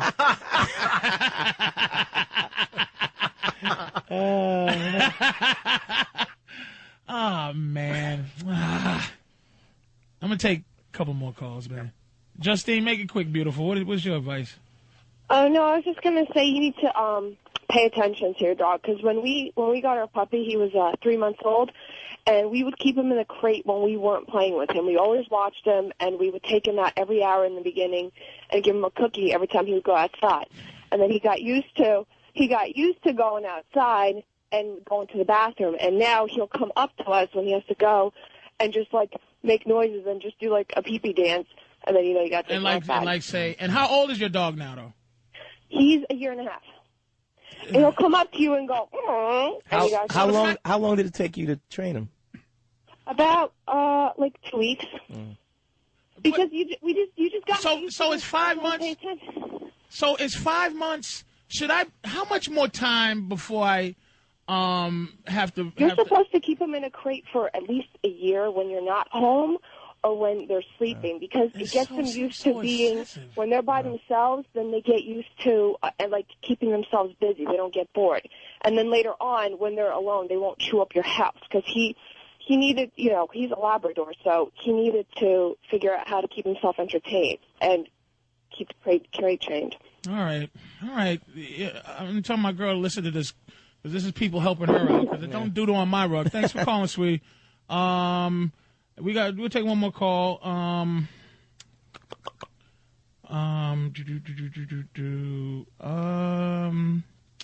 Let me take JP. Yo, Patrice. Yes, sir. What's up, bro? Enough with these women. It goes in the house, I put it in the face. That's how I feel about it. I punch that dog right in the mouth. Punch his baby teeth out. But let me tell you something. You are a man who tries to tell me, oh, you got to train your woman. You got to keep your woman in line. There you go. And you can't stop your dog from peeing on the floor? How are you training a woman? It ain't my Emma effing floor, I told you. I'm trying to help this bitch to stop doodling on this other bitch's carpet. Well, you better train. You better not be saying you can train a woman if you can't stop a dog from peeing on the floor. This is what I was saying to Dante off air.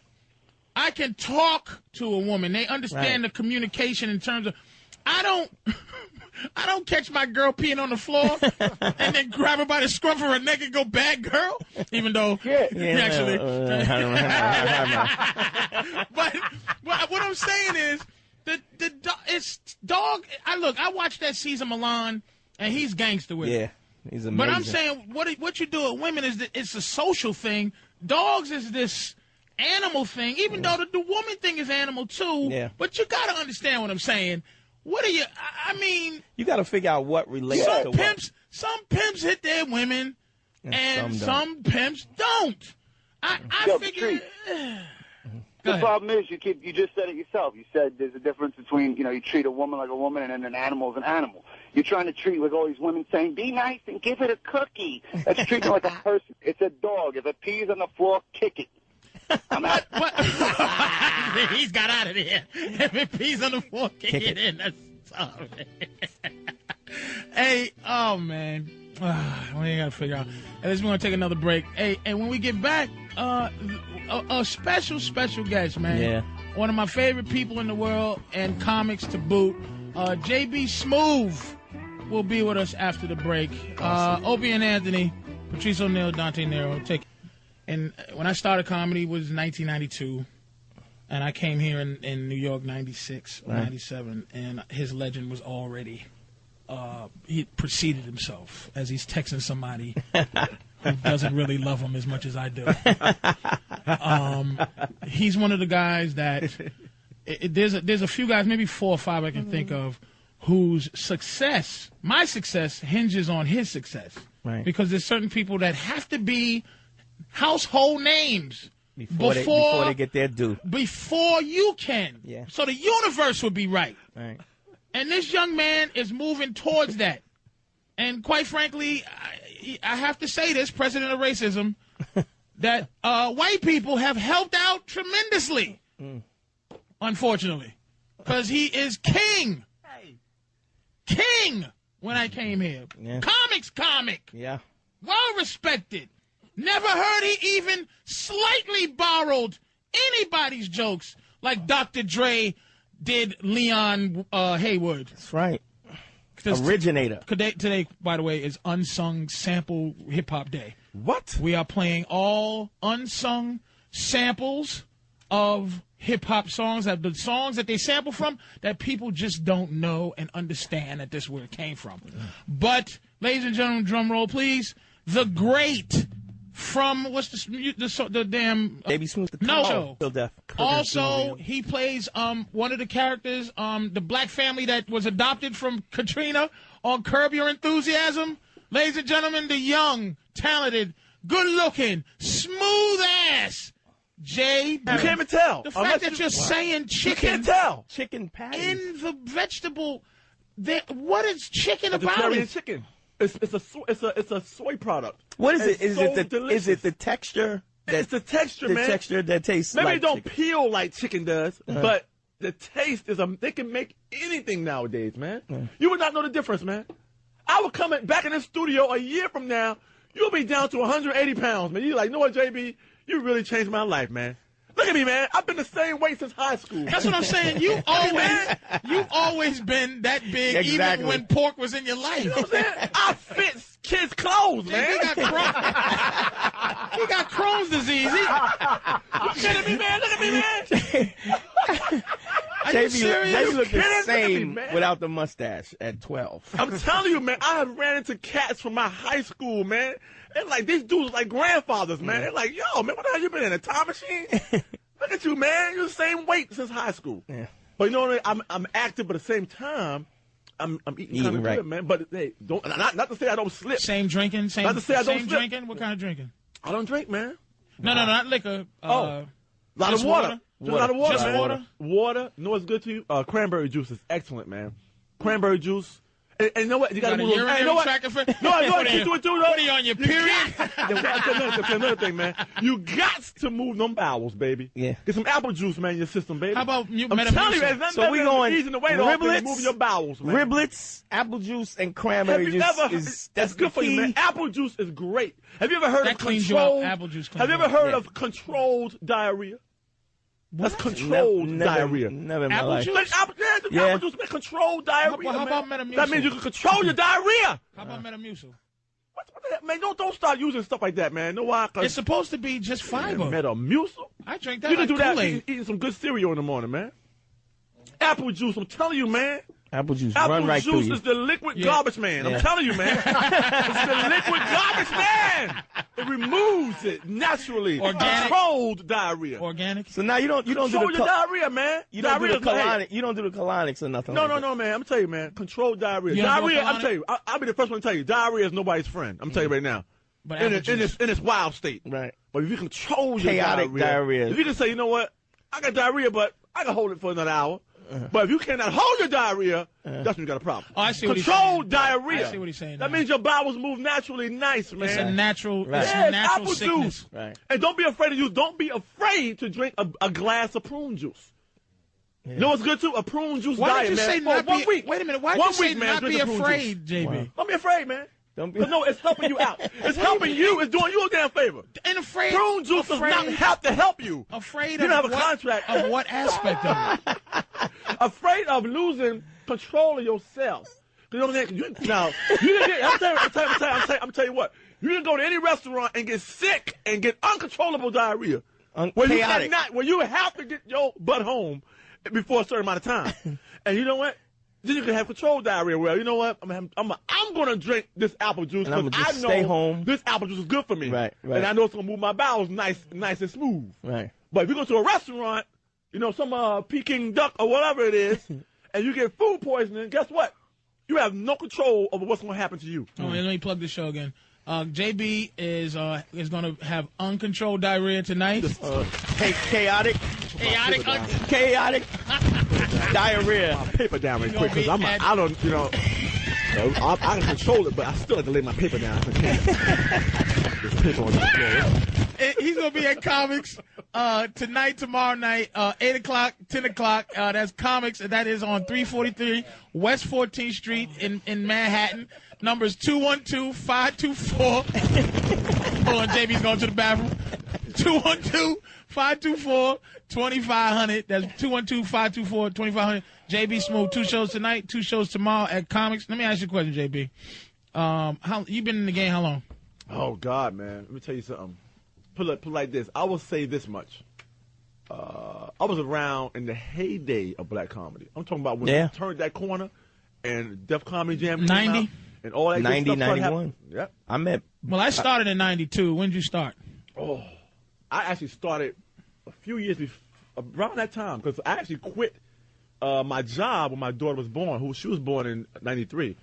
So I quit my job on the day she was born, man, and started doing straight comedy. I knew But you had kind of started it like around then.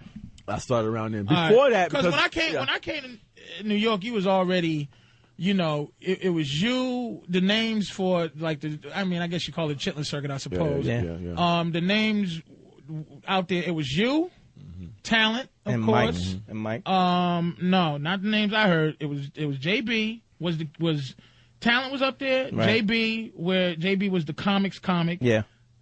It was a guy named he was a fireman. Wyatt, the one-man riot. Stuntbrain, did you just say the rest? I'm thinking. Why does white guys always?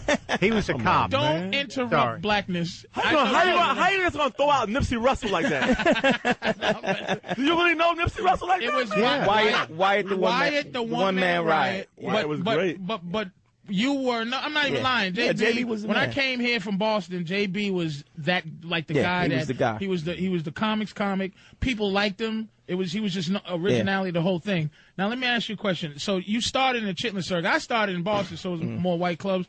And how is it now having white friends? Not keeping it real. What's the difference now? Kind of. I have to say, it takes some getting used to in terms of what's the difference between the vibe, the feeling between dealing with what's the guy from Curb, Larry David and Brad Garrett, and the fact that you came from Def Jam, you came from in terms of underground, street vibe, Def Jam, and now you're just getting that kind of recognition, on Fox, on HBO. And it seems like your career's taking off. What's the difference that you feel? What is the difference? You know what though? I will say this: when I started, I definitely started in the Def Jam era, but I also always was a comic to write for the masses. Even though don't get me wrong, dude. Let me make sure people don't understand that I am not saying that JB was a dude that did not. He crossed boundaries. JB was everyone loved JB. Yeah. But I'm saying you made your bones in the hood. Yeah. Exactly. And then now it's like, who's this dude that's exploded on the scene? But you've been around a long time. And is there a difference? Do you find yourself going, wow, I wish this was the case a long time ago? Are you doing the same exact material that you do in a so-called white room, and then when you go to do chilling rooms, are you 100% the same, or you adjust, or what do you do? You know now? what? I kind of kept it the same, man. I would say I kept it the same. Only thing that changes, you don't change. Your audience changes, but your audience is more, now they accept, what you are saying on stage as who you are. So it's like it's like a way of getting your voice out there without having to change yourself. Before, when people don't know you, exactly. It's more that you have to prove you're funny. Exactly. But now you have a brand in terms of the humor and everything. So how is it working on the show? It's awesome. It's awesome, man. I think I've also prepared myself for a lot of stuff that's going on right now. Only because even though I started in the Def Jam BET era, I also varied my resume. I also did one of the first pilots ever on MTV. Called Apartment 2F. I did that was with Kamikaze. Wait a minute. That was with the Sklar brothers. Exactly. I remember that. I was on that pilot. I did Kamikaze. I did Short Attention Span Theater on the early years of Comedy Central. Damn. You know what I mean? I did a lot of stuff. So my resume looks like I can do almost anything. I can go anywhere. I did I did the Apollo, I did BET, I did the Comedy Jam. What was the pop? What was the thing? What's the thing now that's kind of because you've been around, but right now you are you are bubbling. Yep. And what was the thing that made everybody all of a sudden go, "Who's this guy, JB Smooth, that just came around after 20 years?" I think that's the fun part. I think that's the fun part of your journey, because what happens is when you get out there and you start doing what you do, you keep doing it, keep trying to do as many things as possible, keep your resume varied, keep doing different things, always challenge yourself to do something different. By the time you get to where you need to be at, you're kind of prepared for it. So me, by the time I got to do Curb, although I had done a lot, my audience did change. Now I'm pulling people in who never heard of me. Right. But that's the good thing about being in that position, because you can shoot your load and be done with yourself by now. I know plenty of cats who peaked so high fast, and then all of a sudden they kind of lost. You're like, where's so and so? Where's so and so? So for me, I kind of take that in stride. That I'm happy that I didn't hit my full peak back until then. you was ready. I would be You're ready exactly. now. Right. You're ready. I would have been done right now. Right. I'd have been like, damn, smart man. Hey, I already did my TV pilot. Damn, it didn't make it. Damn, I'm still waiting around for that. But I'm happy. I'm a little older now, but at the same time, I'm happy that I didn't get where I want to go yet, because I can still look forward to it. You like the bubbling thing. I like to look forward to it. Yeah, exactly. I like looking forward to it. JB's going to be at Comics tonight, tomorrow, 2 shows, 8 p.m., 10 p.m. Comics Comedy Club on 343 West 14th Street in Manhattan, 212-524-2500. We got to take a break. You staying for a minute? Or? Man, we hanging for a little bit, man. All right, cool. All right, we're going to be back after this. Opie and Anthony, Patrice O'Neal, Dante Nero. We'll be back. Why even mess with that? Exactly. Wait a minute. So exactly. Today is Unsung Sample Day. So since we have a young man you grew up with hip-hop, JB? Hip-hop fan? What? I'm going to tell you something about my hip-hop humble beginnings, man. Number one, your top 5 hip-hop albums of all time. Do you have that already in access? Run DMC. Which one, though? I like the original one. The original joint. The first one. Joint that ever dropped. That's my number one also. LL Cool J's first album. Bam Bam. EPMD. Is this in order? It's in order. So wait a minute. Which one? Which one though? LL Cool J's the first joint he ever dropped. Radio. That's number 2. Number 2. EPMD. Strictly Business. Number 3. Okay. Eric B. and Rakim. Paid in Full. Number 4. Full. Okay. Number 5, I'm going to go with De La Soul. Your list stinks. Incredible. I want you out of here. Incredible array of hip-hop. Don't you got to make it to another station? No, let me hear your 5. Let me hear your 5, that baby. 5 sickens me. Let me hear your 5. First one. Let me hear your 5. Run DMC's first album, Run DMC, self-titled. Okay. Number 2, NWA's Straight Outta Compton. Okay, you going west? Number 2, greatest rapper. Number 3, Nation of Millions. Okay. Number 4, Eric B. and Rakim's Paid in Full. Okay. Number 5, Criminal Minded, KRS-One. Okay, see, I'm going to tell you how I'm thinking. Number 6 is King of Rock, but that's almost number 5. I would have changed. I would have kept your first 4 and changed the 5 to Reasonable Doubt. If you're going to go out west with it, Reasonable Doubt. Number 5 all time. Well, all right, play that song again, Stunt. Let me hear that. This is the unsung hip hop song, but this is the test to make sure that you see what you know. Name that stolen. Name that stolen tune. Put the hat on. Let me get my over. It's over. It's a wrap. How dare you? I can't get this one, man. How dare you? Tell him. I can't get it. I shot you, LL Cool J. Damn. I'm gonna make $1 out of 50 cents and let my bees hang like I'm on the toilet. My style is all that and a big bag of chips with some dip. That's nice. What all that? Hit him with the Isaac Hayes, Danny. Give me another try, baby. I'm gonna blaze this one. Oh, here's the I'm getting chills on my spine when I hear that right there. Yeah, Uncle L, baby. Woo! Yep. You're right, man. That was banging. Sick. All right, ready? Give you another chance, man. Give you another try about this, man. Which one? Isaac Hayes. The one from earlier? Yes. I think I got that. I think you do. The rap song to this. Now, this is Isaac Hayes. I sit alone in my home. I don't know the words, but I know who it is. Who is it? I sit alone in my four-corner room with candles. You can't miss that one, boy. He got it. He got it. Bill, bill, bill, bill, bill, bill, bill, bill. You know you gotta play the grunt, right? Yep, that's the Ghetto Boys. All right, cool. All right, Ghetto Boys featuring Scarface, baby. Hey, we're gonna take a quick call. Somebody's a big fan on the line, I guess. Keith. Can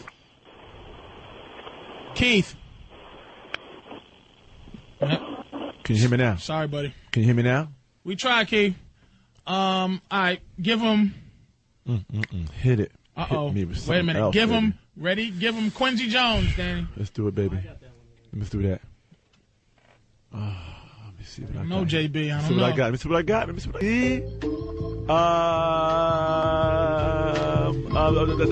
Let me see the group. Oh, God darn it. Wait, I know the group. You about to lose your card, What's JB. the group? Diggable Planets? No, not Diggable. Oh, one more time. One more time. He got it. He got it. No, he got it.